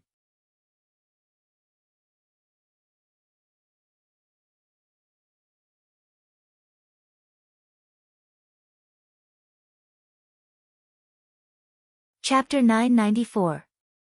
The Imperial tutor is an intelligent person. Mei Furen picked up the tea and took a sip before smiling. Otherwise, when the princess was engaged, he would not have stood by and watched. Moreover, he has hidden thoughts in his heart. He is such a bright wind and bright moon, and is so rational that he does not allow himself to make any mistakes. Naturally, one must cut the weeds and remove the roots. I am helping him and it is too late for him to accept it. The palace maid nodded her head as if she understood and said, "But what that monk said, to be able to borrow the Empress's fate to your ladyship, is that true?" "No matter if it is true or not, the position of the mistress of the 6 palaces is set for me." A trace of ruthlessness flashed in Mei Furen's eyes. "It is only a fingertip's blood. Give her luck to me, and when my imperial son stabilizes the Ming Cheese country, I will be merciful and burn paper money for the 3 of them." The palace maid nodded her head and did not dare to speak. Shen Miao's illness was somewhat serious. Fu Ming had just come to see her and accompanied her to chat for a while. Shen Miao wanted to find someone to ask about the recent situation in the Shen residence, and just as she left the courtyard, she saw Pei Lang. Pei Lang greeted her, but Shen Miao was very cold. On the matter of Wan Yu's marriage, Pei Lang's cold attitude made one's heart turn cold. In any case, their friendship had been going on for so many years, and Wan Yu had once called him teacher. And the disgust towards Fu Xiaoyi had naturally shifted to the disgust towards Pei Lang, and she did not even want to take another look at Pei Lang. "Heard that the Empress has fallen ill." Pei Lang handed over a box. "This. Perhaps it would be good for your ladyship's cough." Shen Miao swept a glance at him and opened the box. It was a stalk of medicinal herb that looked inexplicably familiar. When Shen Miao took it out to take a look, her fingertips suddenly felt pain, and when she looked again, it was pricked by the thorns on the herb. Beads of blood flowed down her fingertips. Bai Lu exclaimed and wanted to bandage it for her. But Pei Lang stared fixedly at her fingertips and said somewhat woodenly, "This is red sleeve grass, useful for coughing." Shen Miao smiled instead. She threw the herb into the box and closed the box before returning it back to Pei Lang and said coldly, "No need. Ben Gong once had a stalk of this herb but it withered at the end. Moreover, the stalk of herb that Ben Gong raised did not have thorns on it." Her words had other meaning: if one do not want to give gifts, then do not give. Not to give. Not to give. Her words had other meaning: if one do not want to give gifts, then do not give. Please take it back. With that, he turned around and left without looking at Pei Lang again. Pei Lang held the box tightly in his hands and stared at Shen Miao's back with a complicated gaze. You. Ling Tutu. Ming, Shen, Miao, Dr. Pei Lang looked at the box. People always had to make some choices. The higher one was, the one, the higher one not. The higher one sit, the higher. The position. The higher the position, the one had one not. The higher one sat, the more helpless he was. He was helpless and had no other way. The pros and cons were clearly placed together. Which side of the tree would be chopped down and which side of the tree would monopolize the land? The ending was clear at a glance. He still had his own loved ones and he wanted to protect them. So any friendship or secret thoughts could be put aside. What Mei Furen wanted to do with the blood from her fingertips was not a good thing. He was helping the tyrant to do evil and adding insult to injury. He turned his head and walked in another direction. People of different paths could not make plans together. He could not do anything. He could only watch with folded arms.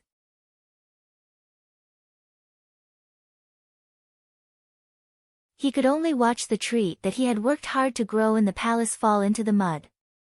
That big fire burned for 3 days and 3 nights. You're tuning in to the Blissful Bookshelf YouTube channel. We're so grateful for your support and don't forget to subscribe to join us on this incredible journey through captivating stories. Your generosity through donations truly makes a world of difference, as it's the primary source of revenue that allows me to expand and enhance this channel for you. Thank you from the bottom of my heart for being a part of this adventure.